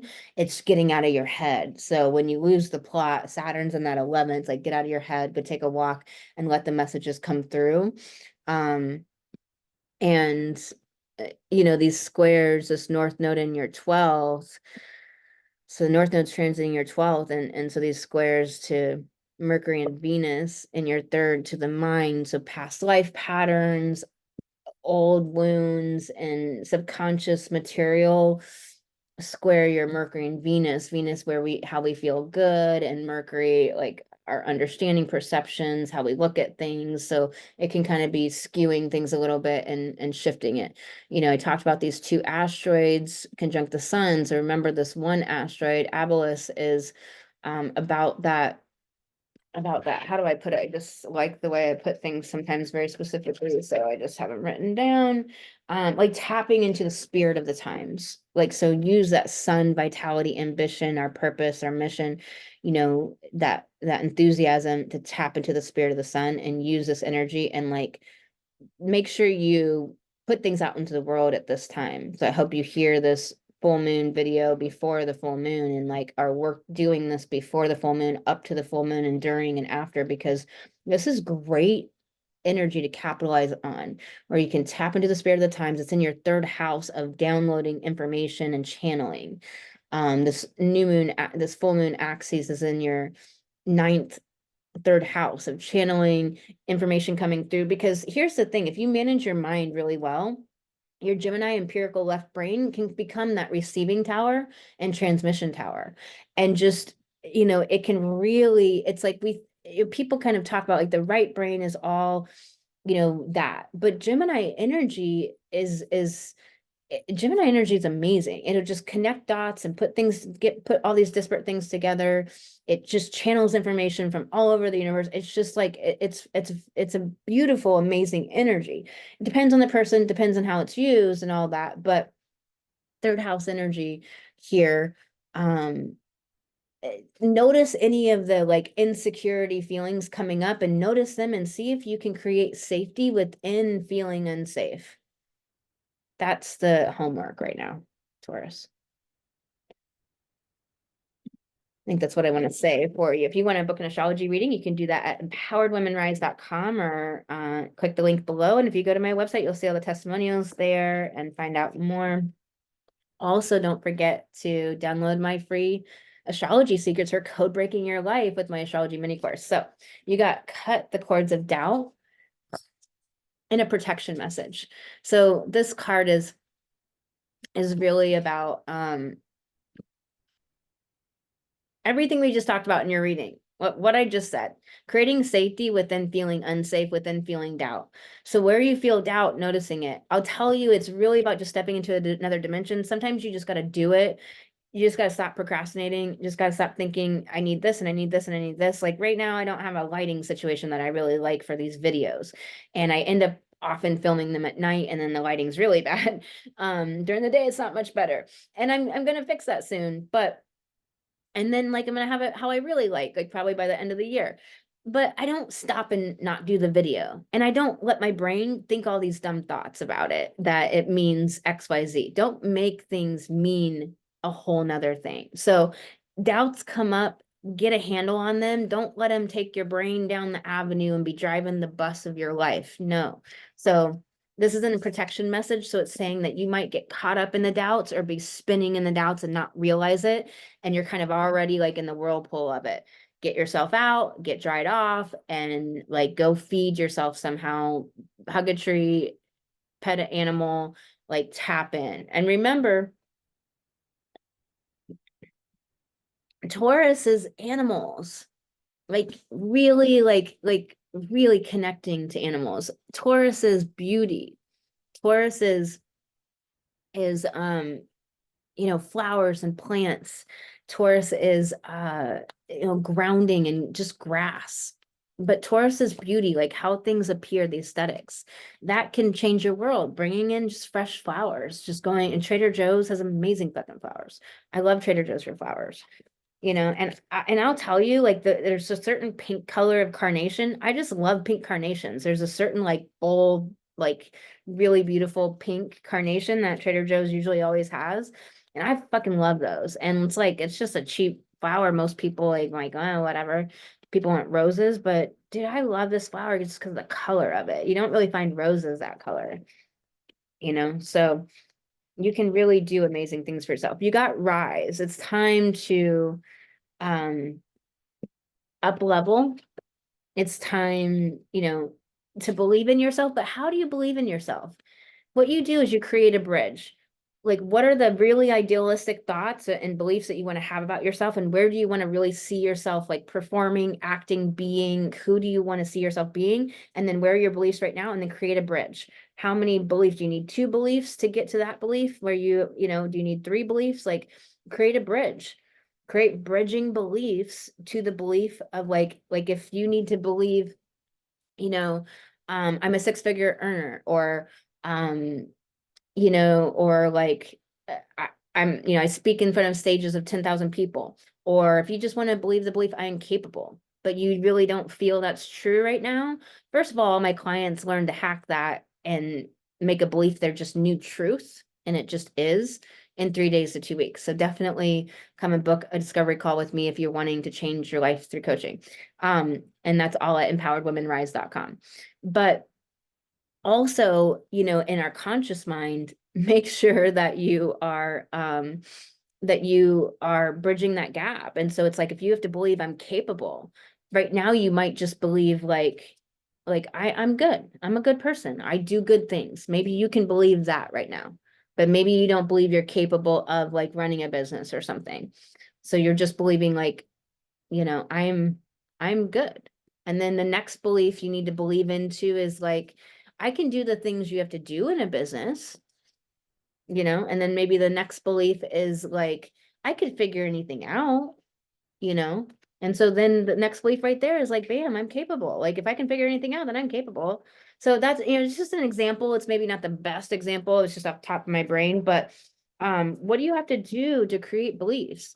What do you have to do to rise up? Like a lot of times, like it's just activating that higher frequency, that higher dimension. Listen to books, podcasts, get yourself in that, get your brain coached, get with the people that believe that like rise you up, that know you can do it. Success and transformation. So it's in protection. So this card is always about where there's like, it's difficult part of the journey right now. And it's just doing it. And it is challenging, but you will absolutely be guaranteed success, but you also have to like do the things, and it's in protection. So this could be a card of like procrastination, hesitation, like not doing a schedule well, not doing your habits well. So make sure if you're listening to this like on June 11th or 12th, when I put this out, that you're like aware of this and activating that habit every day. Like I committed to a new habit, and I've been playing around with how the fuck to like get this habit in place. And every time I do it, I'm fine. I love it. But doing it seems like getting to doing it seems to be the issue. But I'm determined that I'm doing it every day. I'm not going to bed until that is done for at least 1 hour of my day. And so, this card is definitely coming up for me right now. Like, so there's going to be success in your transformation, but you have to reach for it. You have to do the thing, and it's a matter of doing it. Let's pull you one more card.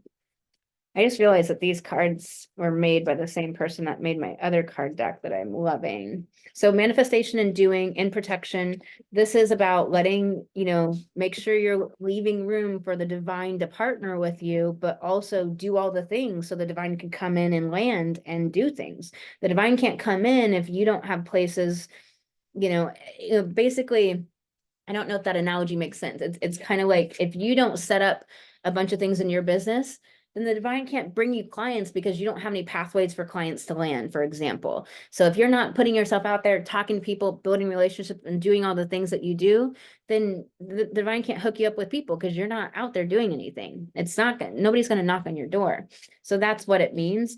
Also, though, just make sure you're not like overdoing and not letting the divine do anything. Like make sure you're partnering. And what's the, do you have some brain junk around this that you need to, because it's in protection. So what's going on there, Taurus? Find your sacred flow. So this card is really about listening to what's rising up in the moment and doing that thing and not letting your brain confuse the fuck out of you. You know, all of that Cancer energy in your fourth house, this could be where you let your mind just spin you out and you don't actually implement and get things done. The ultimate thing is Capricorn, get things done, but and like don't let your mind like make you waste 2 hours of your day. Just do anything. You know, doing anything is better than spending 2 hours planning a perfect schedule that you don't do. I'm guilty of this. So I know what I speak of. All right, Taurus, sending you lots of love. You got this, and I'll talk to you in the next reading. Make sure you follow and subscribe and like for more.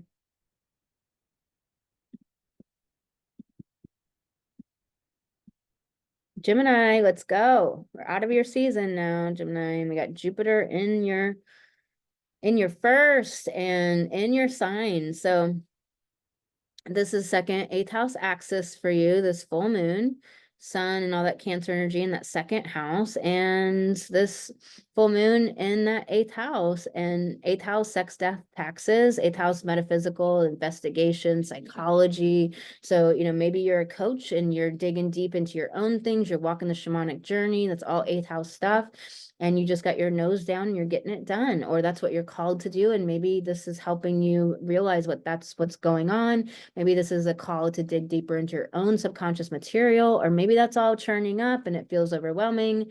You'll feel your emotions, pop the cork, come into coaching if you want the true skills to do that in a real way. This is definitely, you know, this time of focus to fruition. So this could be a definitely getting to the root of the root of the root. This could really be dealing with standing in your power to ask for the money that you deserve from your clients, for asking for setting your prices at the right price, for asking for loans to be repaid, you know, really setting boundaries with finances and partnering with people that really can support you and do their fair share. This is also like a lot of security energy within, like security within your basic survival, like home and shelter and food and air conditioning and warmth and, you know, clean air, clean water, all those things. So this could be a lot of those things coming up, and where you feel like maybe you're facing some of your darkness, facing some feelings of unsafe or like feelings of security issues that are deep, like, you know, past life stuff with Mars and Taurus here. In the 12th, it could be past life patterns and momentum. I help my clients with exactly that.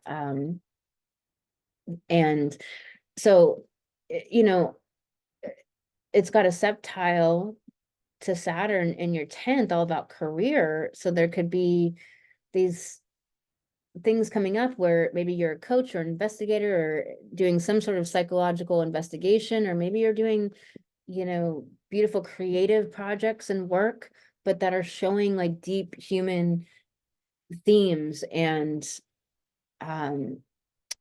deep human like darknesses or themes or things that we deal with, you know, human condition patterns and so forth, and that you're showing that. But there's definitely a need to deal with your emotions around money, around valuing yourself. It's time to step up your value of yourself, and it's time to look and see if you're valuing yourself based on your degree or your content, your money, your bank account, your appearance, things like that, and see if you can really start valuing yourself from the inside out. All my clients learn that skill in my coaching program, and it just becomes your truth.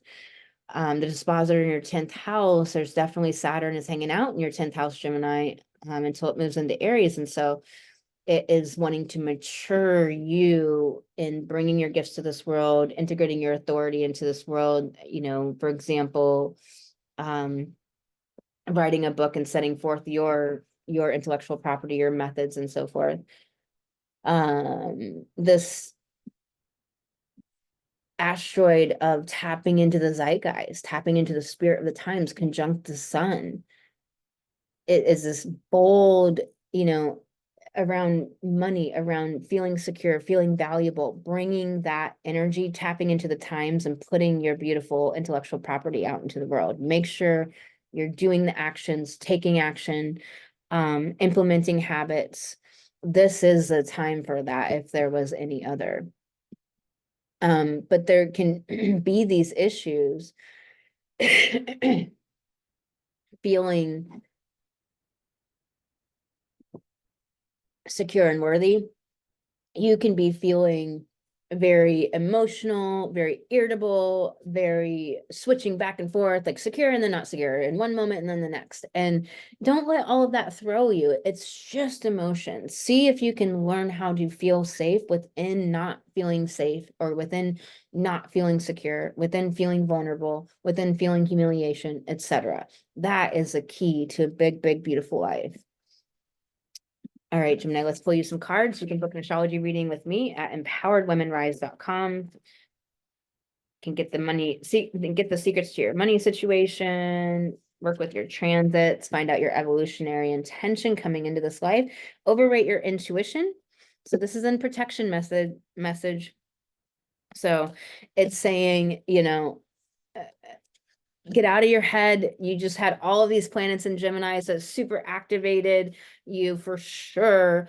And then you have Jupiter sitting there, and then Jupiter just expands anything. So it's expanding that Gemini energy, expanding the empirical left brain, and expanding the mind energy. So make sure that you're not underrating your intuition, and it's in a protection message. So it's like, it's almost like you're ignoring your intuition, you're setting it aside, you're not noticing it. What I like to do with my intuition is, like, even if I noticed it like 5 steps after it would have been good to notice it, I notice it then and I proclaim it out loud. And so that I can get into the habit and start shortening that gap. So, I mean, like, you gotta do that. And the other really great thing is to ask your higher self soul, same thing, ask your higher self questions, yes, no questions, and then do what it says. But ask low risk stuff and do this for like 3 weeks straight to get your ego to get out of the way. So your ego mind, you know, get it out of the way by asking your higher self, like, should I have tacos or pizza? It says tacos, go, don't think, eat tacos. You got to do what it says to do. So don't ask it any questions where you're not going to want to do what it says, because then you're basically thwarting the whole point of the exercise. The exercise is to get your ego to start trusting your soul. Okay. And to dial up the volume of our intuition. Our intuition can be so subtle and inside of us and metaphorical and in pictures and in impressions and in just such subtle information, where our brain can be so loud. We got to turn down our brain and turn up the volume of our intuition. So there's a lot of ways to do that. Maybe work with somebody on that specifically. Okay.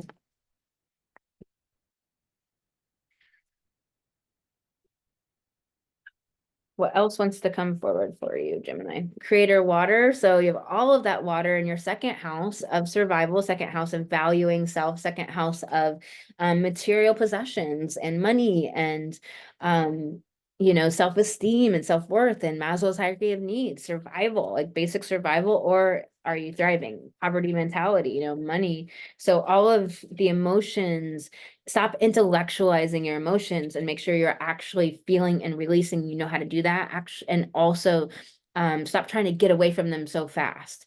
Be with them for a little while. They are your GPS. They are your navigation system. You got rise. It's time to level up. So there's a leveling up that's being called upon you right now.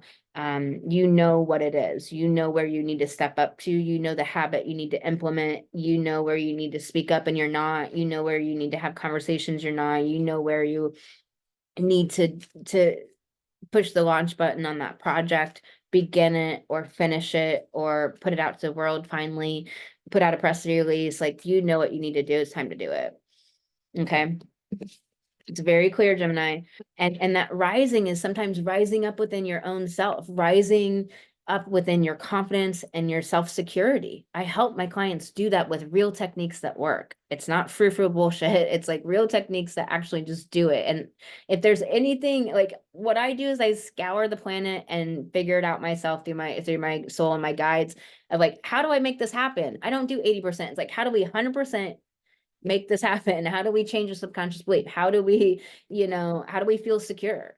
All of those things. So, all right, I'm sending you so much love. You can book an astrology reading at Empowered Women Rise or come into a discovery call there and find out so much more. I will talk to you next time. Please throw down a like and subscribe to this channel. Gemini, talk to you soon.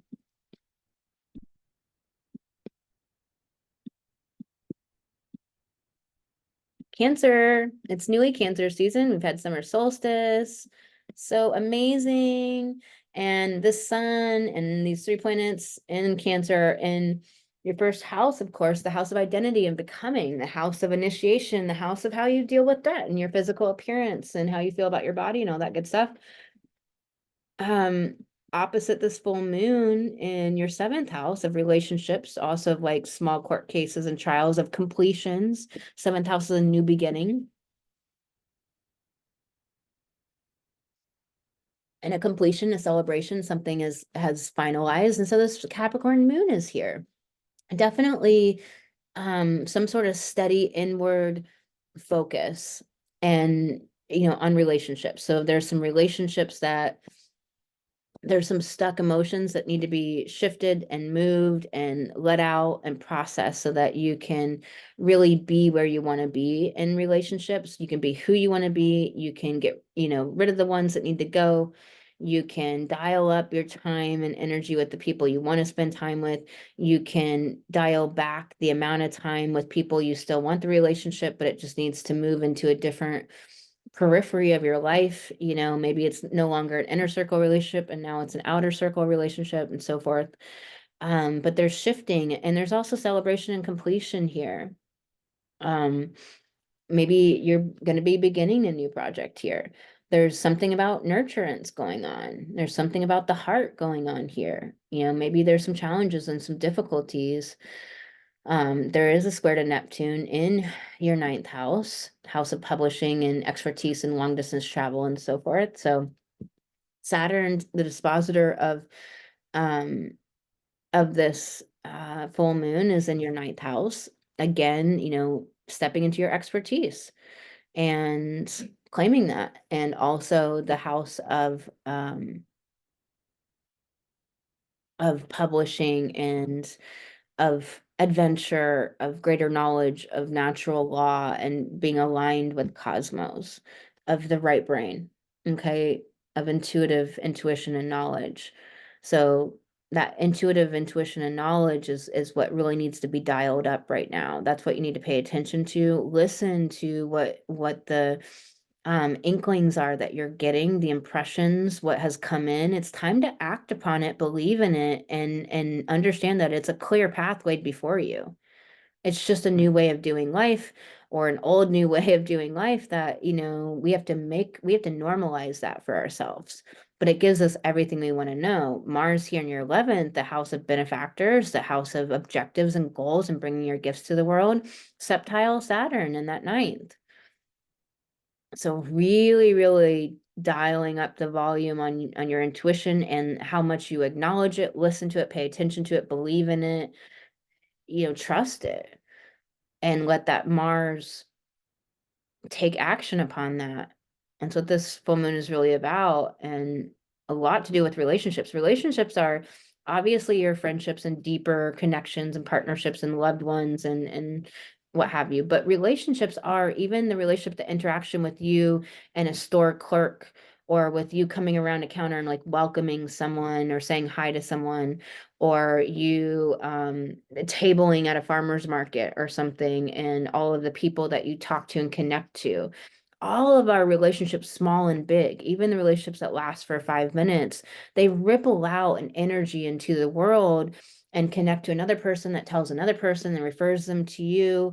or you refer somebody to somebody, but it's all of this big community, and it's this community building on this large scale and this invisible scale that we dismiss so easily. It's time to really stop dismissing that and really bringing that forward and understanding that South Node is in your fourth house of like, it really takes that inner security to do that. So that requires you to feel the emotion insecure and let it be okay to feel that. Let it be okay when you're feeling doubt, not making it mean anything and not believing the story that's going along with that emotion, but just being like, oh, there's doubt arising. Okay, I need to release this.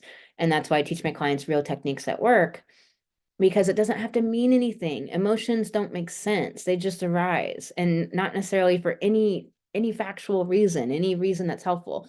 On the one hand, they are our GPS system, but on the other hand, they arise because we haven't healed wounds and insecurities and deep past life patterns. And so they're not actually giving us accurate data. So that's a real big thing that we really come to understand with that. Okay. So this is really powerful. This is you standing up into a more free version of yourself, a more liberated version of yourself, believing in yourself at the higher level. This is you really being autonomous and independent, but and being more of a leader, like partnering with people to lead people. Let's pull you some cards, Cancer. And if you'd like to book an astrology reading to find out about your money situation, look at your transits, look at your evolutionary intention for this life, book an astrology reading with me at empoweredwomenrise.com. You got creator air. It's really talking about your mind and managing your brain. Who is the one thinking? Is your mind thinking you and puppeting you around? Or are you like, okay, I have some deliberate thoughts, but I'm going to be on to my brain and all those like unintentional thoughts is what I meant to say, and be on to them, and then see if I want to let them carry me down the road of those thoughts, or if I'm going to be like, yeah, brain, but we're doing this. But we believe this. No, I am capable. I am valuable. I have something to offer to the world. I am getting this project completed. We are doing this. We are keeping this habit. I know you feel tired or upset or blah, blah, blah. We're keeping this habit in place. Nope, we're doing this habit today. So really about who's driving the bus of your mind. Is your mind in the driver's seat, or are you? And there's a real skill set to that. All my clients learn that skill set. Are you using real tools to do that? It's not about positive thinking. Positive thinking is not mindset. That's toxic positivity, or it is spiritual bypassing. So we just want to be clear about what we're talking about, because there's a lot of stuff out there in the spiritual world of like, think positive and all these things. That's not the same as being in a higher frequency, literally, and like stepping into a different dimension. Sometimes you're angry, but you step into another dimension because you got yourself out of that old bullshit.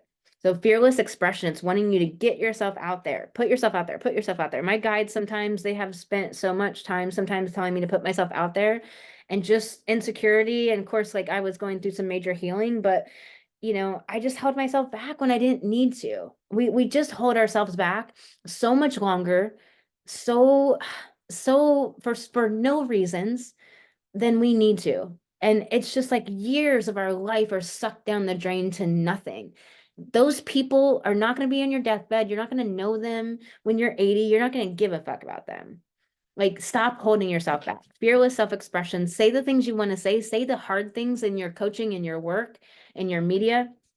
Be real and raw, be your authentic truth, because that's what attracts people to you, is that real rawness, that real authentic truth.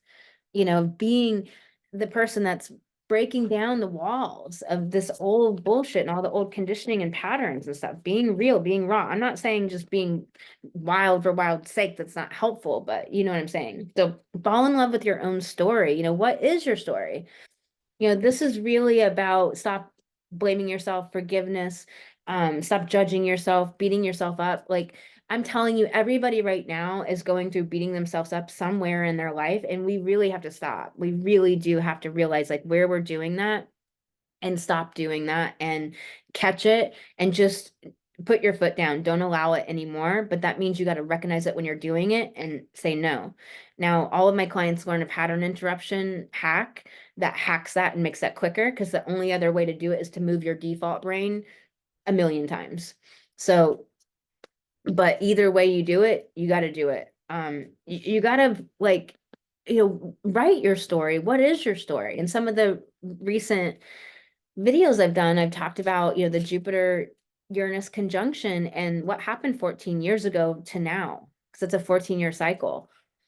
And thinking about that, because we have these new cycles starting. We have this huge death and rebirth going on for a few years here coming up, huge.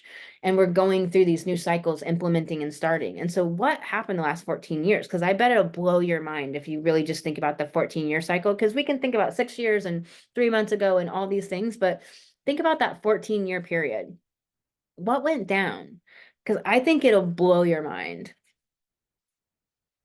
and really like stir something up inside of you, and like fall in love with how amazing you are to go through the things you've been through, to get through it, to rise up within it, to be someone of heart, of soul, of love, of anchoring love into this world, of and anchoring love means not spinning bullshit, not people pleasing. That's anchoring love, because people pleasing is not helping anybody. Cut the cords of doubt. This means like there's some insecurity going down, and you got to get a handle of it, and you got to recognize it. It's in protection. So it's saying that you're sitting in it, you're letting your vibration and frequency fall. You're not getting yourself out of it. I don't care if you got to go for a walk, exercise, move your body, like do something you don't normally do, get yourself out of it. Don't let yourself stew and sit in doubt. Don't waste 2 hours of your life. Take any action over no action. Do something, move your body. Snap yourself out of that shit. Listen to a book, find a new person to be listening to, like listen to a podcast. You don't have to listen to that podcast forever. Just listen to one new podcast episode from one new source. Like get information in. This is Jupiter and Gemini. We got to get new data points to shift us out of these old stuck places, and where we just get lost in our doubts, lost in our fears, spinning in our mind, planning, get out of planning. It's time to do. This is a doing time. There's no more planning. No more. Stop it. Sending you love, Cancer. You got this. I'll talk to you on the next thing. Throw down a like in this video. Thank you.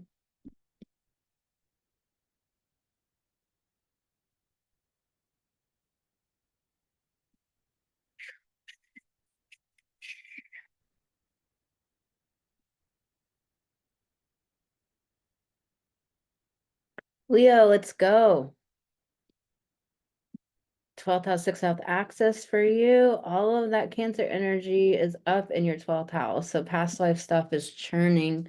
Past life momentum, subconscious material, all of the feels, disillusionment. 12th house stuff is often really challenging because it's a completion time. It's that balsamic time before the new beginning. And so it's like closing chapters, completing things. What didn't I do? What is hard? What emotions are left to feel? Purging all this stuff up so there can truly be a clean slate. How can there be a clean slate if there's all this muck, this septic tank full of poo? So it can really be challenging. This full moon in your 6th house of schedules and routines, and and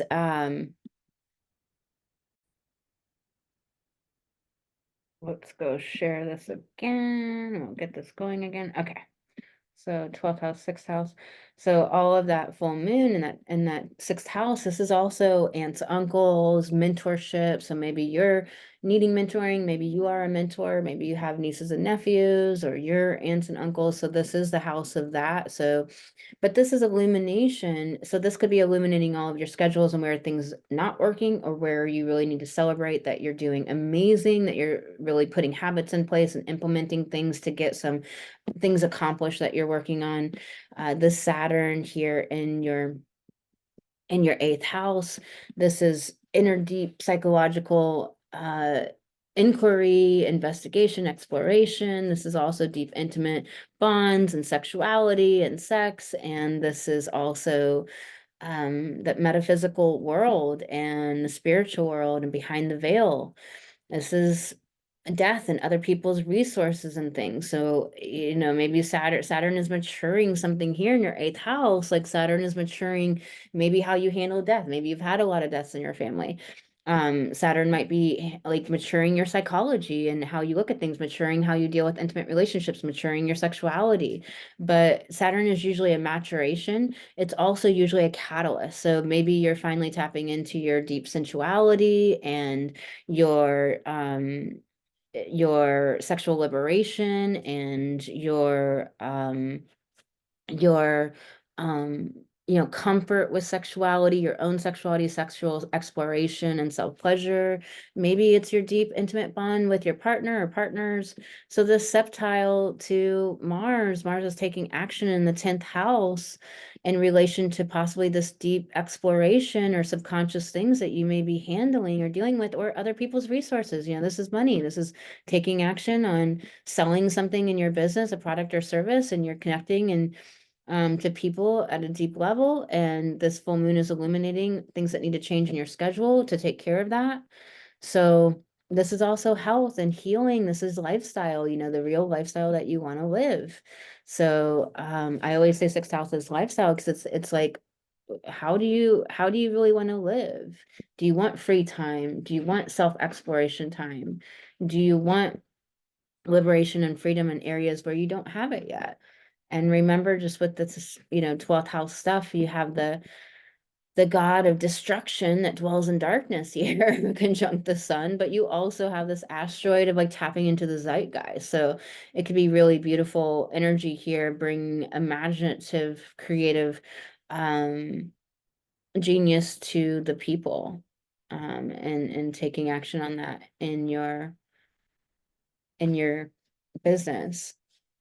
All right, Leo, let's pull you some cards. You can book an astrology reading and find out your purpose, find out some money secrets to your personal makeup, or why your soul incarnated into this incarnation and what it's trying to do here, by going to empoweredwomenrise.com or the link below. Celebrate your wins. So there's something here about you not believing in yourself or just passing over the things you do great and the things you do well and just kind of skipping over it and moving on. And it's like, no, really actually dial up the volume, celebrate your wins, acknowledge even the little small things, like make a list of your victories. What have you done well? What have you succeeded at? What habits have you implemented? What have you completed? What are the big things you completed? Like maybe go back and make the list.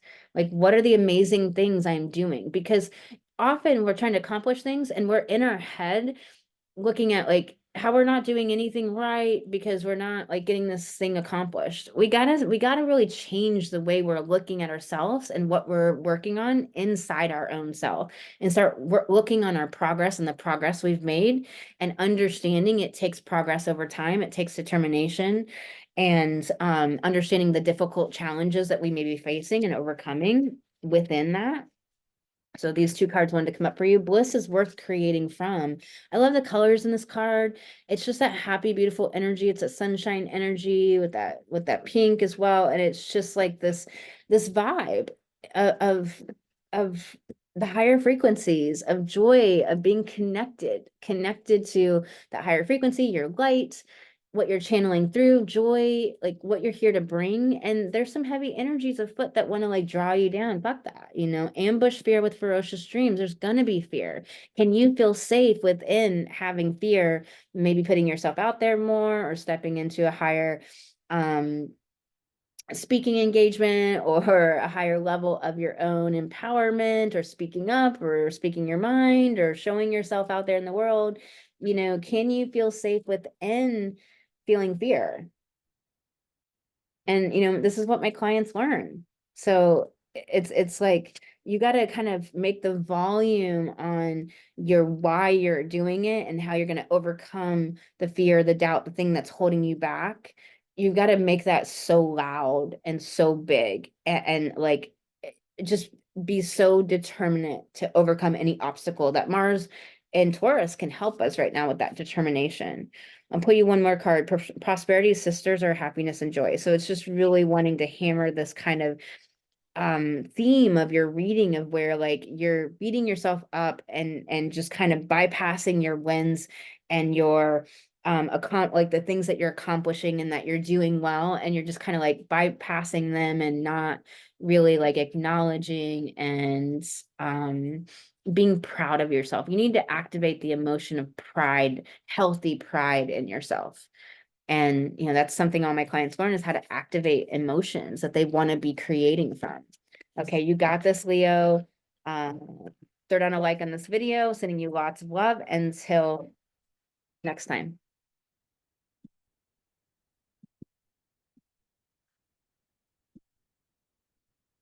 All right, Virgo, let's go. 11th house, 5th house access for you. This full moon is happening in your 5th house. It's all about making your dreams and goals a reality, self-actualizing, creative self-actualizing. This is children, your kiddos. So maybe you have children and things are going on there. 5th house is romance. But 5th house is about that joy and that like playfulness and being happy and joy and spontaneity and making your goals a reality. Excuse me, 11th house is benefactors, goals, objectives, bringing your gifts to this world. It's your audience, it's your friendships, groups, collaborations, and things like that. And you have 3 planets in Cancer there saying inner emotional security is what's going to allow you to do that. So you're going to feel insecure, you may be feeling a shifting of inner security constantly in this area of your life, of like groups and friendships and dreams, and like, oh, this friend doesn't like me anymore, I don't know what's going on there, and you're like, all these thoughts and things.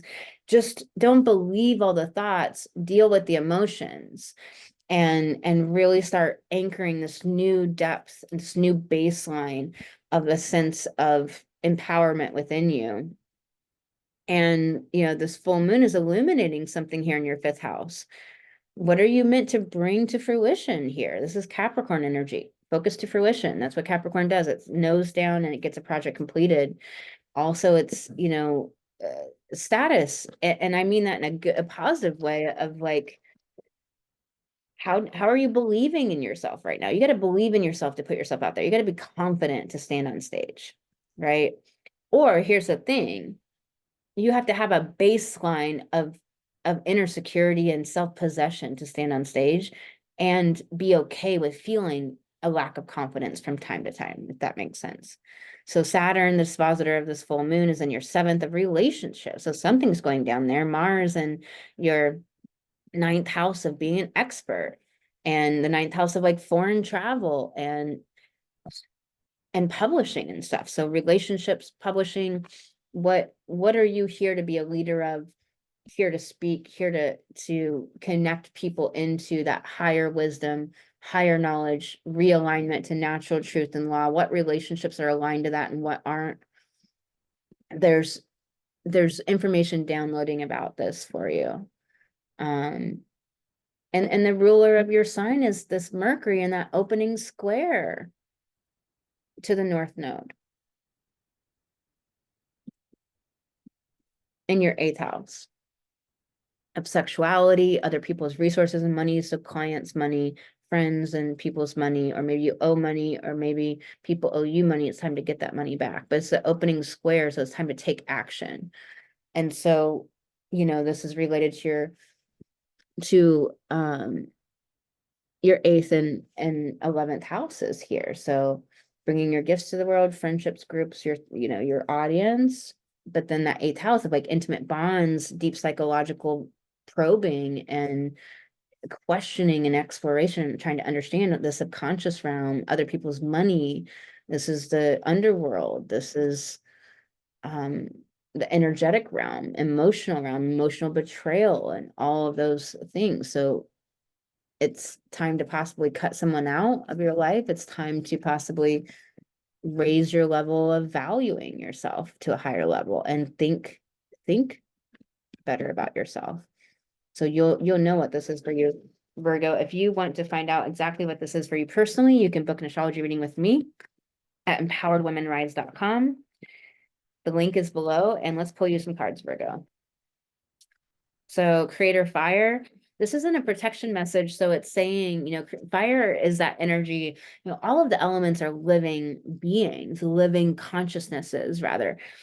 And so like commune with that fire energy. Fire is enthusiasm, spontaneity, self-possession, confidence.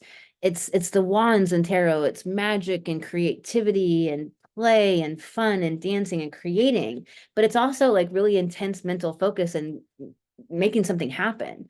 So like the earth and the fire signs are really the signs that like make things happen, right? But the air signs can just like think too much. The earth, the emotion, the water signs can just feel too much, um, and so it's the fire and the earth signs that really like implement and get things done, right? But it's in a protection message, so it's or a realignment message. So it's saying like what do you need to take action on that you're not? Where are you not being confident in yourself? Where are you not playing and tapping into the play and the joy and the fun, being up in that too much Virgo vibe of, systems and processes and over analytical and blaming yourself and guilt and judgment and criticism and critical and all of that stuff. So befriend the word polarize. It's wanting you to be able to hold two disparate things simultaneously, both and it's wanting to understand that this is a universe ruled by polarity, by opposition. Like that's why all the signs have an opposite sign. That's why there's a masculine the feminine. That's why there's, always the yin and the yang, the night and the dark, the in breath, out breath. I mean, it's just everywhere. You can't get rid of it. I mean, a lot of times people talk about 5D and ascension being like neutralizing polarity. I don't, you know, we're not gonna in this universe. I think it's maybe not like being in the extremes and demonizing the other side, but like, I mean, I'm never gonna be okay with patriarchy, but I also don't have to be caught up in just in outrage and everything. I went through phase of outrage for a long time. And that was a phase, and I knew it was a phase, but it was hard to get out of. But it was like I had to deal with it and figure out how to release it because it is an emotion and it is a state of being, right? But you don't stay there. You don't want to stay there. So there's something here about being able um to handle extremes, to handle opposites. So, and I think this is in your schedule. Get back to the elemental and protection. So the saying ground, put your feet on the grass, see some beauty in nature, take a walk, do self-care, take some time off, go see a movie, do for yourself, or get some time with romance, like get back to the basics of a good, healthy meal, nutrients, sunshine, natural light, good night's sleep, salt bath, caring for your eyebrows and your nails and your feet and all the things we got to do for our body and to feel better and look better and all of that we can kind of let go sometimes. And, maybe you get yourself a great haircut, whatever it is. So Virgo, it's time, creator air upright of managing your brain. Who's driving the bus of your brain? Is your brain puppeting you around? All my clients learn that skill. All right. I'm sending you lots of love, Virgo. Until next time.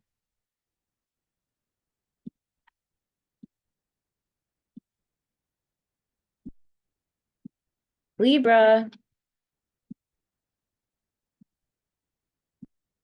All of this Cancer energy is in your 10th house, Libra. And so it's pushing on your 10th house and really wanting you to step into this new level of belief in yourself, of confidence, of self-image, and owning it and doing it and bringing your medicine to this world. Owning your gifts and your light and your message and what you have to bring to this world, putting your work out in the world bigger, marketing yourself more, getting your name out there and your brand out there more, brand awareness and so forth. This full moon in your 4th house is about that home and family. So it could be bringing up, illuminating where you're not happy, where things need to shift, or where you've really like completed projects. The 4th house is a house of completion. It is a new cycle. And so this moon can really be activating like a time of like new projects, new beginnings. This is like, there could have really been a benchmark here where like, no, this is actually truly a new beginning and I'm going forth. You may be just on the first rungs of the ladder, the first stages of the trail, the first steps of the trail or the path. There may be some work ahead of you that you can see. but definitely implement anything you can implement, and that might just be the right attitude. Definitely feel your emotions, make sure you're releasing the kettle on all of the emotional things that are coming up. It's a must. You have Saturn here in your sixth house of routines and of healing. So Saturn is maturing your scheduling, you running a schedule, you being organized and efficient, and all those types of things, like the day-to-day business of your life and working day to day. Saturn is here to mature this area of your life. And so you'll know if you look into your life what that means exactly. And then Saturn's also a catalyst here. And so Saturn's a catalyst for healing. You know, this is a house of healing. This is a house of mentorship as well, getting mentored or mentoring or aunts or uncles or nieces or nephews. So this is a dispositor of this full moon and septile to Mars and in your eighth house of the deep subconscious material, intimate bonds, intimacy, you know, sex, death, taxes, other people's resources and money, the deep metaphysical world and the energetic world and the emotional world and your own power. So taking action on those things that Saturn's wanting you to do and being able to be dedicated to that, being able to see it and move on it in relation to all of this. If you want to know what's going on in your chart specifically, book an astrology reading with me at empoweredwomenrise.com. Let's pull you some cards, Libra. And also remember the rule of your sign. Venus is in that opening square to the North Node. So it conjunct the North Node on April 17th. And so it's in that opening square to the North Node. And so it's time to act. And that is in your what house was it in again? It's in your 12th house. So all of that energy is like bringing up past life stuff. Was it 12th house? Fifth house. No, it's 12th. Let's look again. Sorry. Where was this moon for you? Oh, fourth house, 10th house. My bad. Okay. So that Venus is in your 10th house. So it's in that opening square, you know, taking action on business and things just coming to you too, attracting amazing things to you. So let's pull you some cards. The North Node is all about your power, inflow with money. So bringing in money, attracting it, cleaning up your money story, not believing your brain's bullshit about money. Stop letting your brain indulge in those thoughts. Just say, no, enough. That's not true. All these things are not true. This is what's true. I make money. I'm capable of making money. I'm valuable. I deserve money. I'm worthy of money. All of these things. All of my clients reprogram their subconscious so those just become their truth. And the faucet turns on. It's really powerful. So bliss is worth creating from. Like really understanding like how important the joy is, how it raises your frequency and steps you into a different dimension of just believing in yourself, making things happen, not being under the duress of doubt and insecurities and fears. It's just different. You know, bliss is worth it. It's worth getting an hour painting in so that you can do some business work that feels, you know, anxiety inducing or causes trepidation.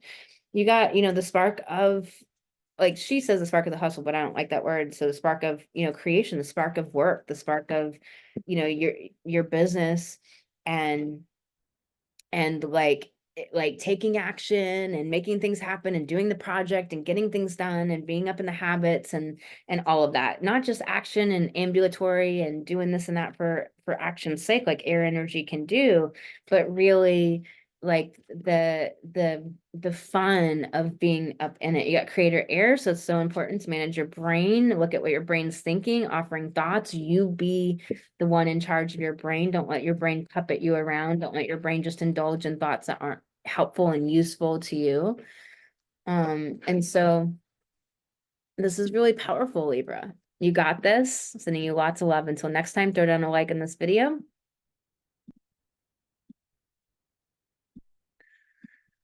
All right, Scorpio. All of that Cancer energy is in that ninth house of being an expert, of being traveling abroad, also publishing, Also standing on, speaking, being aligned with natural law and cosmic law, the right brain, intuitive knowing, and that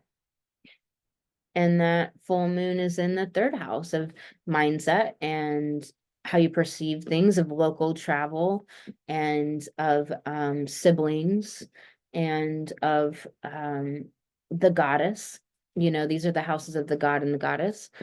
And so that moon is here in this third house. There's this new setting forth of this way of thinking, of this, frame of mind around what you're doing in this world, and like about your life, whether it's about healing and health or it's about your business. There's this setting forth of this new way of thinking, of bringing this new you, this new future you, like to light right now. You're on the journey of it right now. You're setting forth, you're implementing this nose down. This is Capricorn energy of making this happen. And this publishing and being the expert all requires that inner emotional security. So it means being safe, having emotions, having the emotion of insecurity or doubt or whatever it is. And it's really just deciding, I'm just going to value myself at a higher level, period. End of story. Saturn is in your fifth house of creative self-actualization, taking your will to create your destiny, making your dreams and objectives come true, period, end of story, just doing it. You've got Lilith and Diana and Juno all stacked up here. It's interesting. Mars subtile, that Saturn, Mars in the seventh house of relationships. Relationships are all the relationships like where we talk to, like if you're tabling and you're welcoming people that are passing by and you're saying hi to people and you're talking to people for 5 minutes or something. Those are all the relationships also that are dealt with by the seventh houses too. Seventh house is also completion or celebration, or of a completion. It's a new cycle. And so this Mars there is like Mars about implementing action and setting out. And it's in Taurus, where it's not like super happy, but it is about being dedicated to something and just steadily working on that goal. Septile Saturn, maturing your fifth house. Playfulness, spontaneity, children, romance is in this fifth house. So those things could be maturing and being catalyzed here with Saturn here, since it moved into Pisces. But also, Saturn here, it's this house of creative self-actualization, making your dreams come true, working on your goals with septile to Mars. Listen to those otherworldly voices, listen to all the intuitions, listen to all the downloads from the universe that's telling you everything you need to know. If you want to book an astrology reading and find out what this is exactly in your natal birth chart, or look at your transits or what's going on with your money, you can book an astrology reading with me at empoweredwomenrise.com.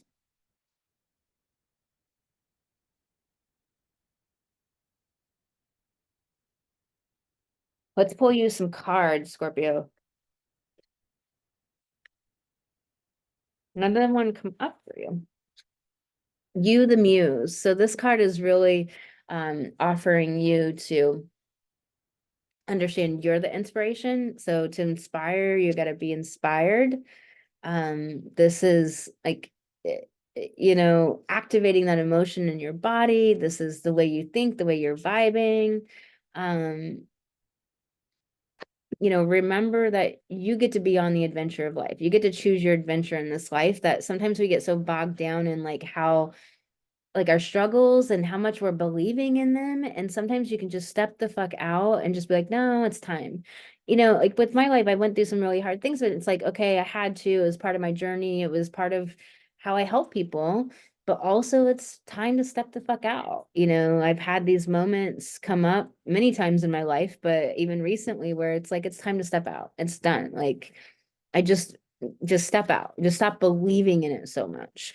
And you, the muse, it's like really stop believing in your imposter syndrome. Just knock it off. Just stop believing in it. Like the truth is there's no such thing as imposter syndrome. Somebody was noticing something with client after client of client and gave it a name, and that's all helpful up to a point. But up to a point, it's not helpful to keep describing yourself with this health problem or with this debilitating thing, or like, I got this thing. Like, I know some people that I'm surprised that they didn't, I don't know, that they do that they like just believe they have some health issue for the rest of their life. And they're just like, I wouldn't fucking believe that shit. I'd be like, I am healing this. Somehow I'm finding a solution. Like that is just part of my nature and who I am. But I'm just like, I'm finding a solution. And then I'm not going to think I have it anymore. You know, like I'm not going to just be like, we got to step out. And I'm sure there's some areas where I'm not seeing that. We all have our blind spots. Create it. And that's why you get a coach, you know, Creator Earth. So that's why you get yourself coached. Our blind spots. We want to keep leveling up. You know, coaching isn't necessarily about all getting out of problems. It's about leveling up and being able to handle the level, you know? So Creator Earth is about making things tangible and real. And, you know, it's in a protection message. There's something about being way too up in your head. You're not bringing it down to earth and anchoring it. You're not anchoring and grounding yourself really up in the mind. And this, you know, Gemini energy, as of my recording this today, we have a lot of Gemini energy still. This is the 11th when I'm recording this. And so, you know, there is all of this mental air energy. We have a South Node in air, like a lot. I don't hear any other astrologers ever talking about just how much the elements of the South Node is up in the collective. It is like, it just is. I can experientially feel it. It's just, we have a air South Node. That air energy is up.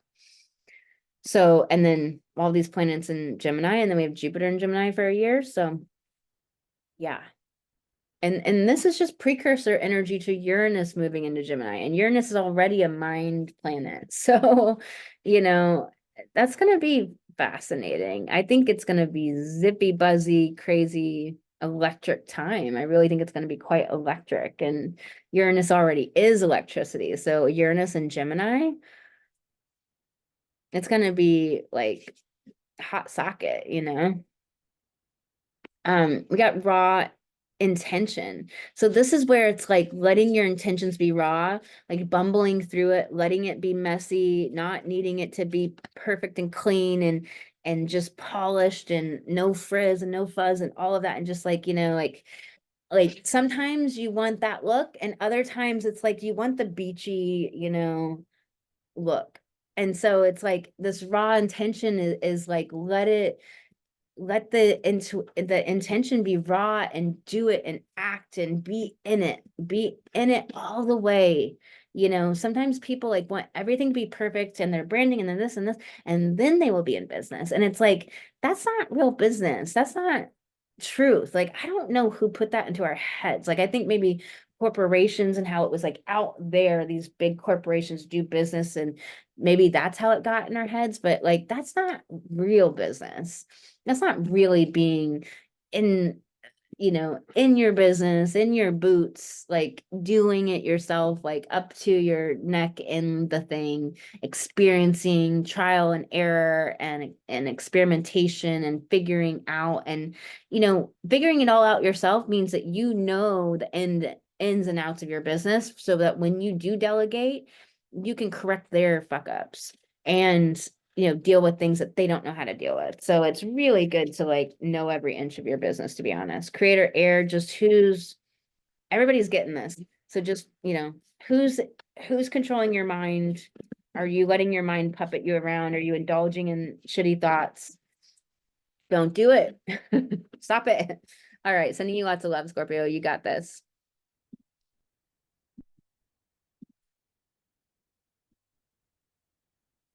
All right, Sag, let's do this. So this,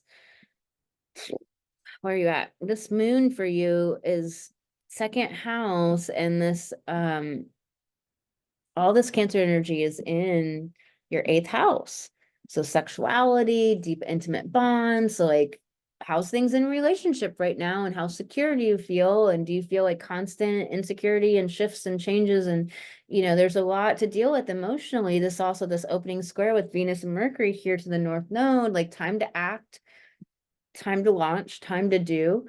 Now, like an example is like a book, like it might not be where the book is like in the bookstores. It might be you writing the book every single day. And that's what is the launching of, like, you've been dreaming, thinking, planning. Now you have to do the writing every single day and commit, you know, that could be what it is. Or you know, or maybe you are in the published phase and it's time to take it to the publisher, or maybe it is the bookstore phase and the guesting phase, like time to press release, you know, whatever it is. But this eighth house is all about deep, inquisitive inquiry, asking why, what's the root of the root of the root. This is the house of psychological, everything, the detective, the figuring out. This is the house of other people's resources and money. Maybe it's time to get your money back. Maybe it's time that you pay back money you owe. Maybe it's time to collect on your clients or set up a better client system and expect payment up front and like really activate your value. You got this moon in the second house of your value. Are you activating your value? Are you like putting systems and processes in place that value you because of what they are? Like they demand payment at the time of scheduling, and so it values your time where you're not doing work that you may or may not get paid for because someone backs out. It's like, you know, are you making maybe people pay if they cancel? You know, a lot of the hair places you go to now, like if you cancel the day of, you got to pay that full payment. Bam, like you got to pay the full price. So it's like, okay. And you know, they take a credit card. Like, it's like, nope.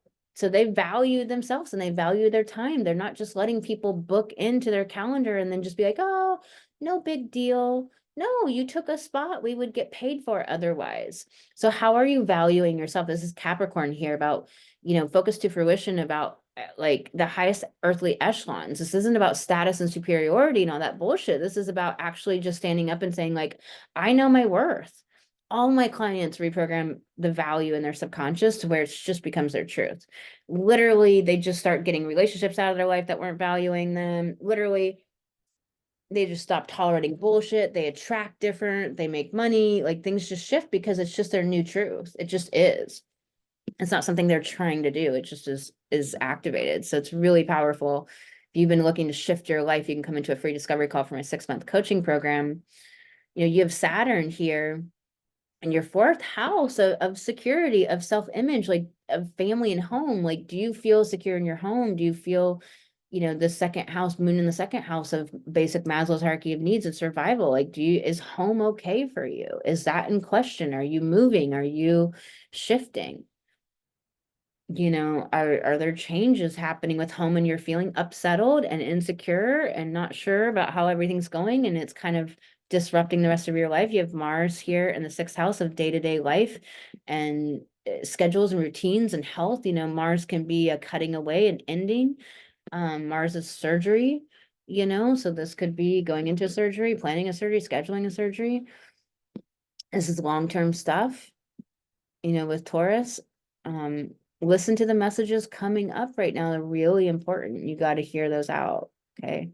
So if you'd like to find out your personal astrology, find out your money shit going down in your life with your natal birth chart, and or you know what your soul came in to do from an evolutionary perspective, you can book an astrology reading with me at empoweredwomenrise.com. And the link's below, and let's pull you some cards, Sag. So creator water, feel your emotions, get into your body. What's going on in your body? What's going on in there? Feel, identify, name, you know, do you know how to release an emotion? I teach my clients 5 techniques to release an emotion in 5 to 20 minutes. It's not dancing around and maybe do some yoga, go for a walk. No, it's an actual technique where you know how to release an emotion when at the time you need to. You know, you need to go in a meeting, let's go release emotions. Stuff comes up. How do you activate emotions on purpose? Because emotions drive our behavior. So how do we get shit done that takes a particular emotion if we can't activate that within our body and we don't know how to like create emotion in our body? It's huge. So this is about emotional empowerment.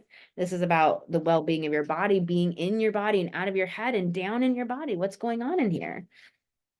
Are you connected? Are you grounded? Are you grounded to the earth and connected to the celestial? And your body is just this torus of energy that's flowing through that, grounded. All of this Gemini energy still at the time of recording this is, you know, so much air, like crazy. Your past supports your future. So are you beating yourself up about your past? Are you realizing that like even the things that were challenging or difficult or that you feel like you fucked up on, you didn't fuck up? Okay. So, um, the things that didn't go the way you want, they're like, you'll know how they're beneficial to you. They will be beneficial to you. You have to let them be, but they will be. But you have to let go of feeling like you fucked up or you missed out. Just, you got to let go of that. Like, it's going to be a building block for something you do in the future that's going to be even better. Believe me, I deal with a lot of that, and you really can alchemize it. Fearless self-expression. Get yourself out there at a higher level than you are. Learn how to guest or learn how to put yourself out in the world more, however that is for you. Fearless self-expression. Say what you mean, be authentic, be bold, be unique. You know, that's what we need. We don't need the same old people all the time. We need unique humans with bringing their medicine. That's what gets people interested, is because you're a real, authentic, unique being. And they're like, I want to be around that energy. They want your transmission. They want your beautiful light. And we need to be that inspiration to each other. We need each other. So you got this, Sag, sending you lots of love. Until next time, please throw down a like in this video.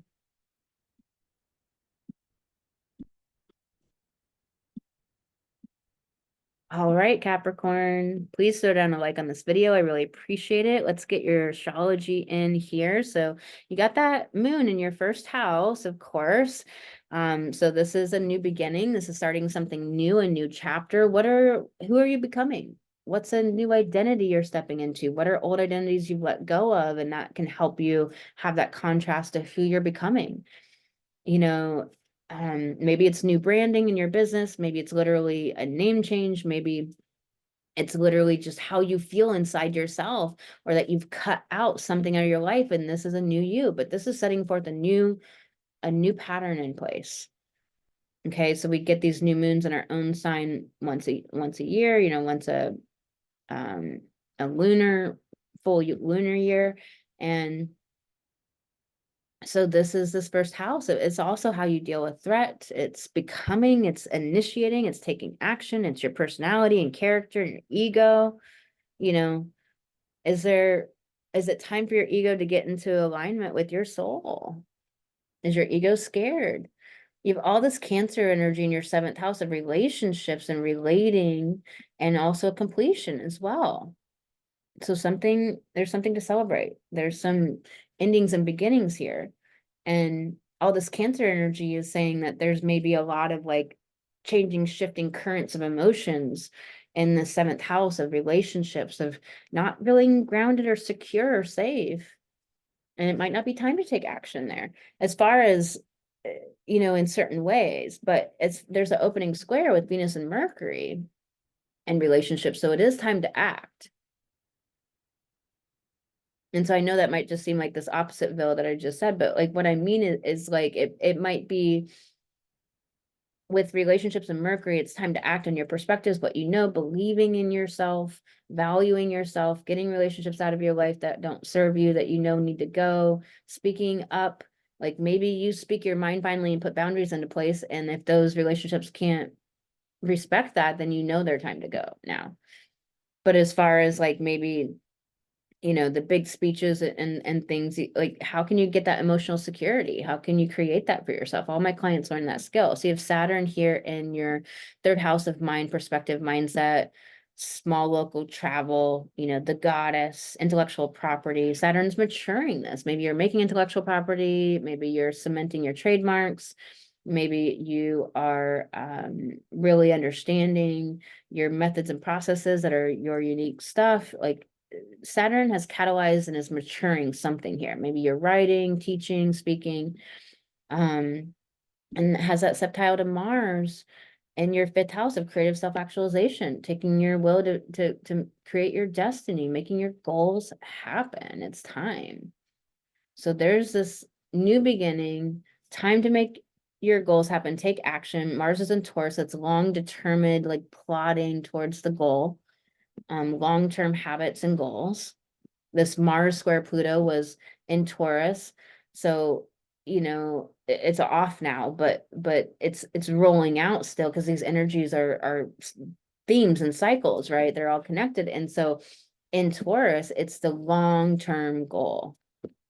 That Mars and Pluto square is the long-term goal that you're implementing and putting in place.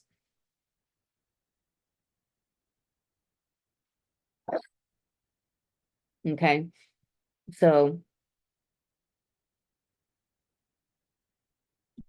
believe in yourself at the highest levels, implement, take action, and really just activate the playfulness and the fun of that fifth house. Capricorn always needs to lighten up. You know, might not so much be with the Capricorn sun, but any other placements in Capricorn, it's always lighten up. You gotta lighten up.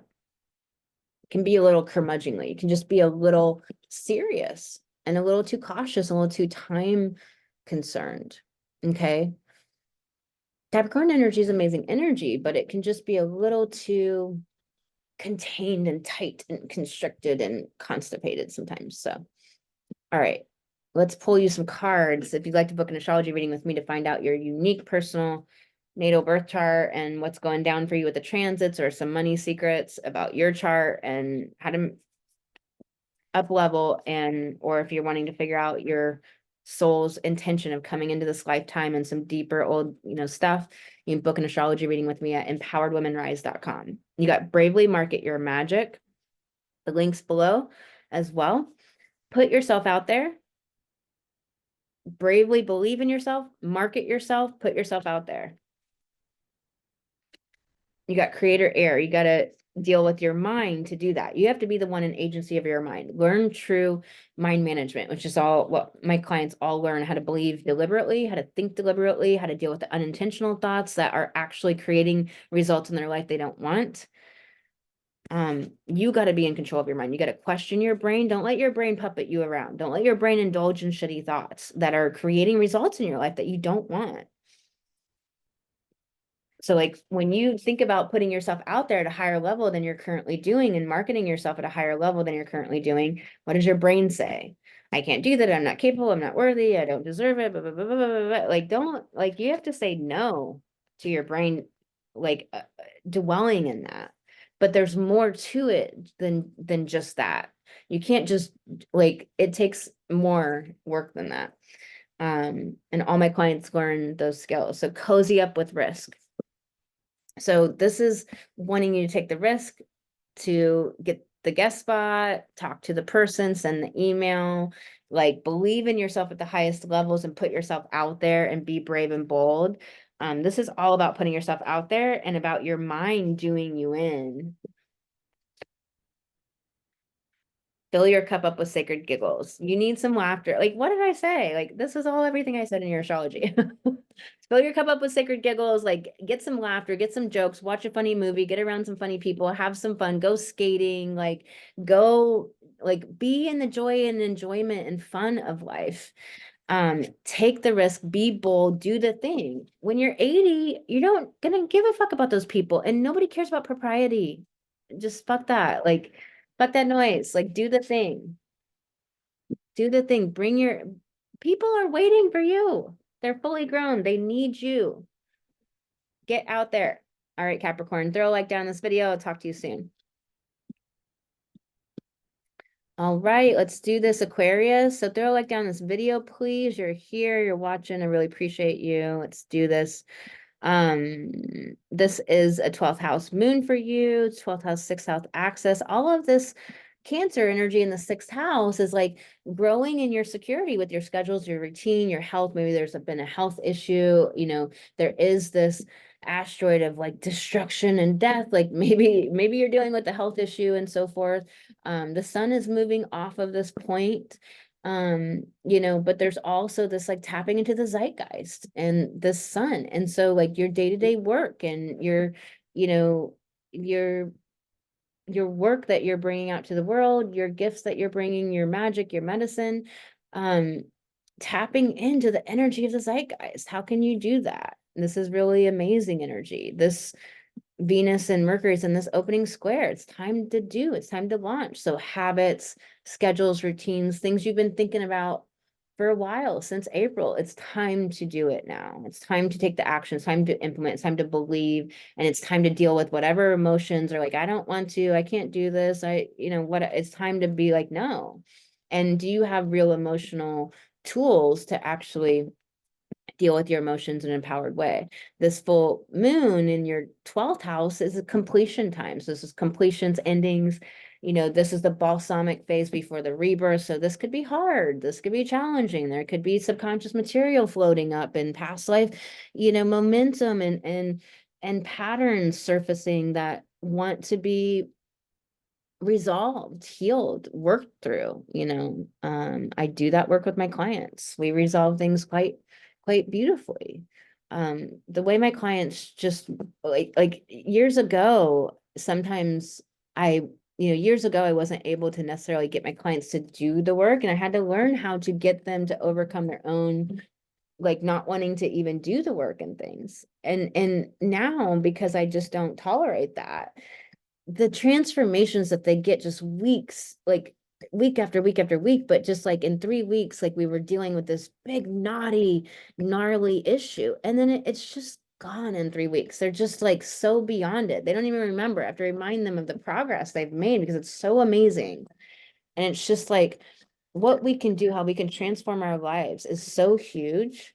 So just believe in yourself and realize that this could be hard stuff coming up, but this is about something that you're finalizing, you're completing, you're closing chapters, closing loops, you're cleaning out the septic tank so that you can really truly have a clean slate. So this might be relationships needing to come to an end, old emotional stuff, gunk needs to be cleared out, need to start working with the coach, need to start doing something. Saturn here in your second house of like feeling secure and feeling like you're thriving in life, like you're valuing yourself at the highest levels. Are you thriving, or are you in survival and lack and scarcity?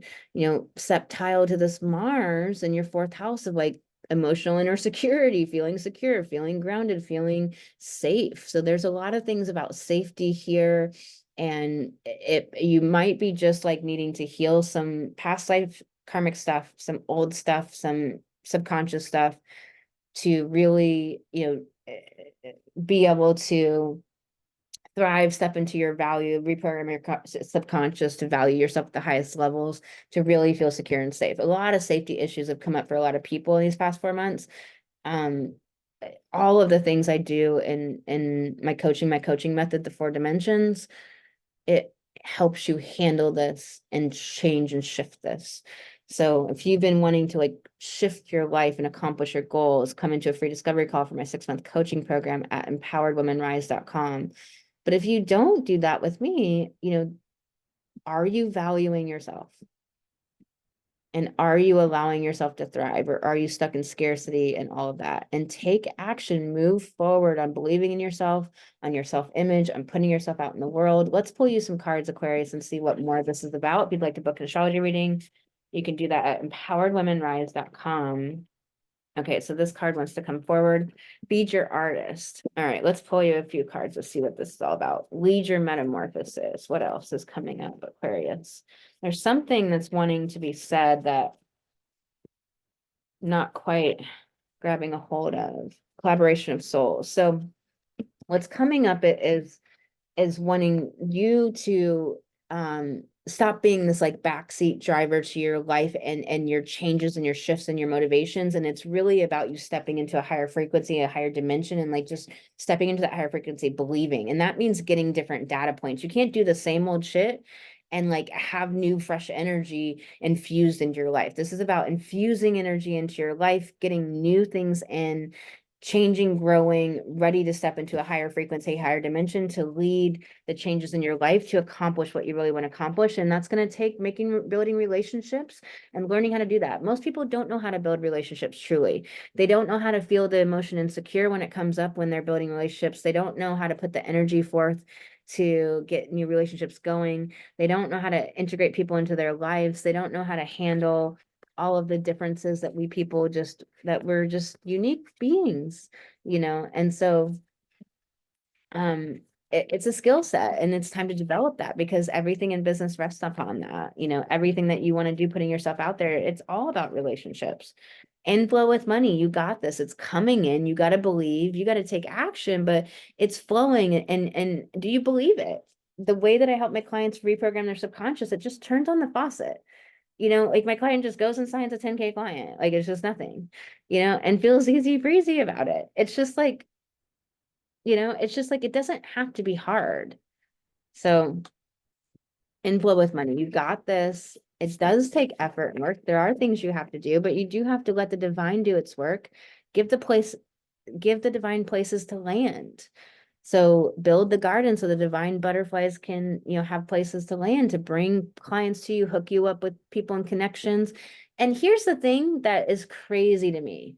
A lot of people miss the beautiful connections the divine brings in. The divine hooks you up on a coffee chat, and this person's willing to like do a trade because maybe you don't have money or something.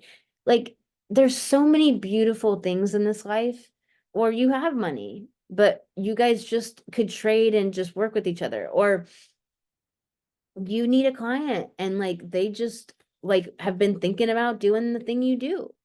Um, or you know, you got brought to somebody that can help you with the thing you've been struggling with and they trigger the fuck out of you and so you walk away, but that's exactly the person the divine wanted you to work with because they would have gotten you the biggest results in your life.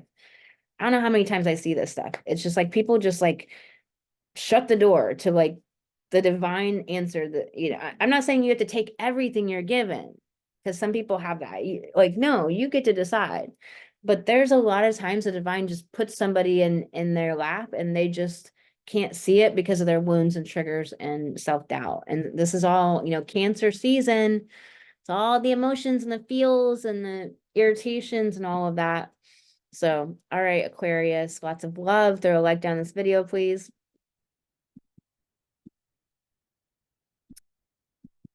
All right, Pisces, let's do this. So, um, this 11th house of benefactors and objections, objectives and goals, this house of friends, groups, you know, affiliate partners and collaborations and, you know, collaborate, like sometimes people get confused about that word collaborations. They don't know what it means. It means like they might think like, oh, I have to do this project with somebody else. A collaboration could mean you guesting on somebody else's show or media.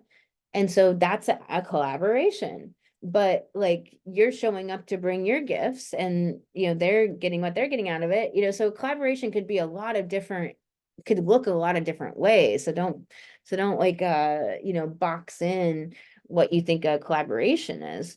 This is, you know, friendships. This is bringing your gifts to the world. So Capricorn, putting structures in place is going to be your best friend. It's going to bring things to fruition and bring benefactors to you. Putting structures in place, following routines, putting, you know, putting the scaffolding into your life, into your routines, into your schedules. It doesn't mean as a Pisces, you know, you don't like being so boxed in, you abhor restriction, you like freedom, you got to have it. And also there's ways to still implement structure. You know, for example, say there's something, you know, you want to spend an hour on every single day, no matter what, you want to be doing this thing. Well, maybe you just get it done every day and it's this hour slot that you put anywhere in your schedule. So you have freedom, but you also get that thing done every day. So that's a way to put structure in your life. You're doing this thing every single day, but you know, or maybe you set a time and you do it at this time every day. I wouldn't be so time bound. Because that doesn't always work for people, especially with Pisces, you know, rising more than sun. But all this Cancer energy is in your 5th house of creative self-actualization, taking your will to, you know, to create your destiny, making your goals and dreams come true. It's time to launch, time to go, it's time to do it. But this is all, you know, Capricorn, this is all about steadily doing the thing, habits, structures, getting it done. It's about what it takes every single day over a period of time to focus on something until it finally comes to completion. But this is about completing something by working on it every single day until it is complete. So, you know, that Mars in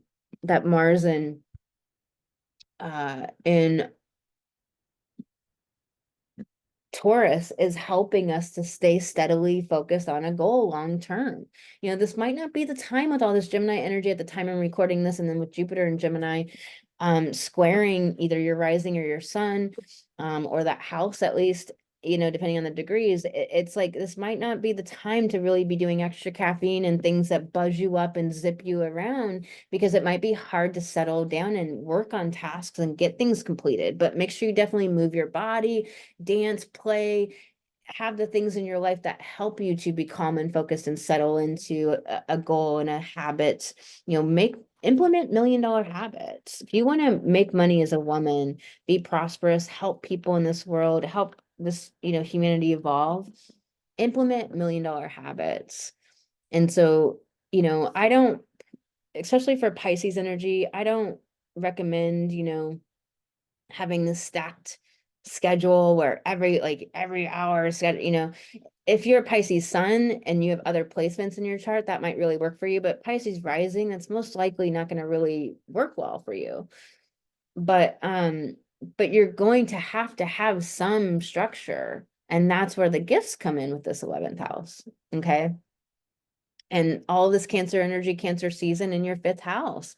Make your goals come true. I know it's summer, but use the energy of summer to drive your joy, your frequency high, to accomplish, to get things done. Like, this is such a beautiful, amazing time to get things done.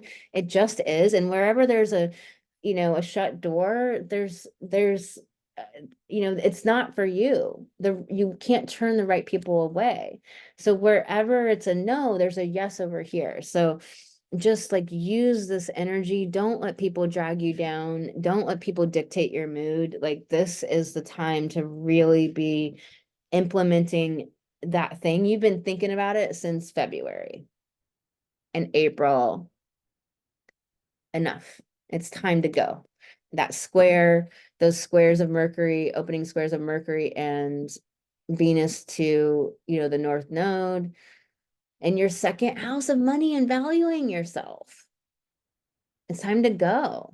North Node is in your house of valuing yourself, of thriving, of money, and all of this Cancer energy is in the 5th house of self-actualization, children and romance too, but of like, making your goals happen. And so that takes that Capricornian dedicated, that Taurus dedicated action over time. Okay.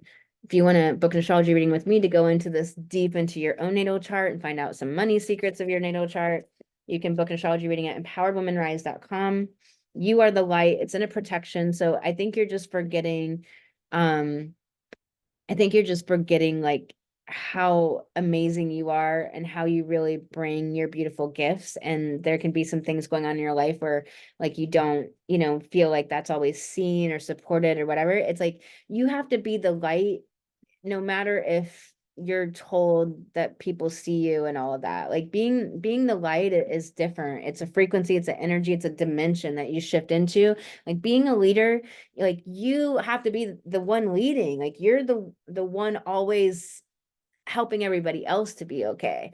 Now, I'm not saying at a like for real, but I just got like this image of like at the helm of a ship and there's storms and people are freaking out and everything. And like they know their job, they have their place, but you gotta give them the pep talk and and rally them up and be like, come on, everybody, let's rally. But nobody's rallying you.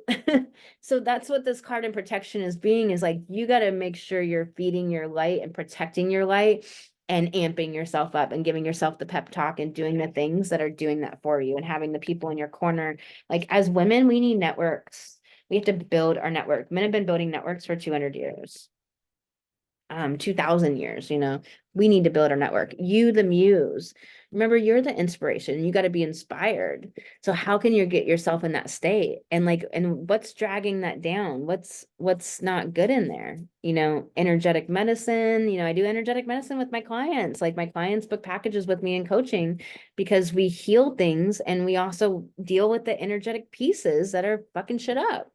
Like the energetic piece will fuck this up. And that's all it is often. It's just need to do some energetic medicine. I do 7 different energetic modalities. I typically use Reiki as a vehicle, but what I'm doing is not just like, I'm not a Reiki worker off the block. Like I'm doing things, but I'm using Reiki as a vehicle. And I'm telling you, it's just so like, I never go a week without Reiki, and I do my own self Reiki on the daily. So I'm always in there, like if there's something off, you have to get yourself into that other dimension. Sometimes you just need to listen to that book, it's worth the 15, $16 to just get that dimension shift. If you're like, if your mind's spinning on money or this or that, you got to do the things. I'm not saying go crazy and spend a bunch of money that's not like helpful to you and whatever, but you've got to um get yourself in that spot, in that dimension yourself. Remember, like, you're the one giving the pep talk, so you got to make sure you have that in some way, however that looks. Like right now, for example, like I'm downloading a few books because these certain books that I found and the author, and I mean, she's just helping me like shift and stay out of the muck. And I'm doing my energetic medicine, and so balance is not equality. You don't brush your teeth as much as you go to sleep, but balance is like feeling solid. So like as a hand balancer, literally in handstand, I'm always course correcting. Like my hands are always doing these tiny little micro movements that you're never really seeing, but I'm like in a straight handstand. And so balance is really like feeling solid. So what makes you feel solid? I know when my sleep's off, and I'm not like, I love staying up late and I love being up with the sun in the morning. But like those two things don't work. Like I don't know. I don't know how to like just be up from like midnight to noon or 3 p.m. Like who goes to bed at 3 p.m.? Like I don't know. I don't know what to do like to figure that out. But I love but it's hard in my life because it's hard to have balance, because I feel balance when I'm getting sleep regularly every day and I can count on something. And so, you know, like whatever that is for you, figuring that out somehow. And Capricorn helps you know the value of that like, what is the cost? What is the cost? Because there is a cost involved to having the balance that creates the money, that creates you blowing up in the world and being the person you want to be and having the real life you want to live. However, whatever goals you've accomplished, celebrate, pat yourself on the back, but there's a place you're trying to get to right now, guaranteed. And so having that and creating that means that there's something you have to give up. There's some cost. So, like with my sleep thing, like I have to, like my cost is giving up late nights, but I would rather have the balance that creates me to feel inspired and being able to deliver that to people and being available and well rested when the people come flooding in, and I can actually communicate and talk to them and be present, so it's that sort of thing. Let's pull you another card, Pisces.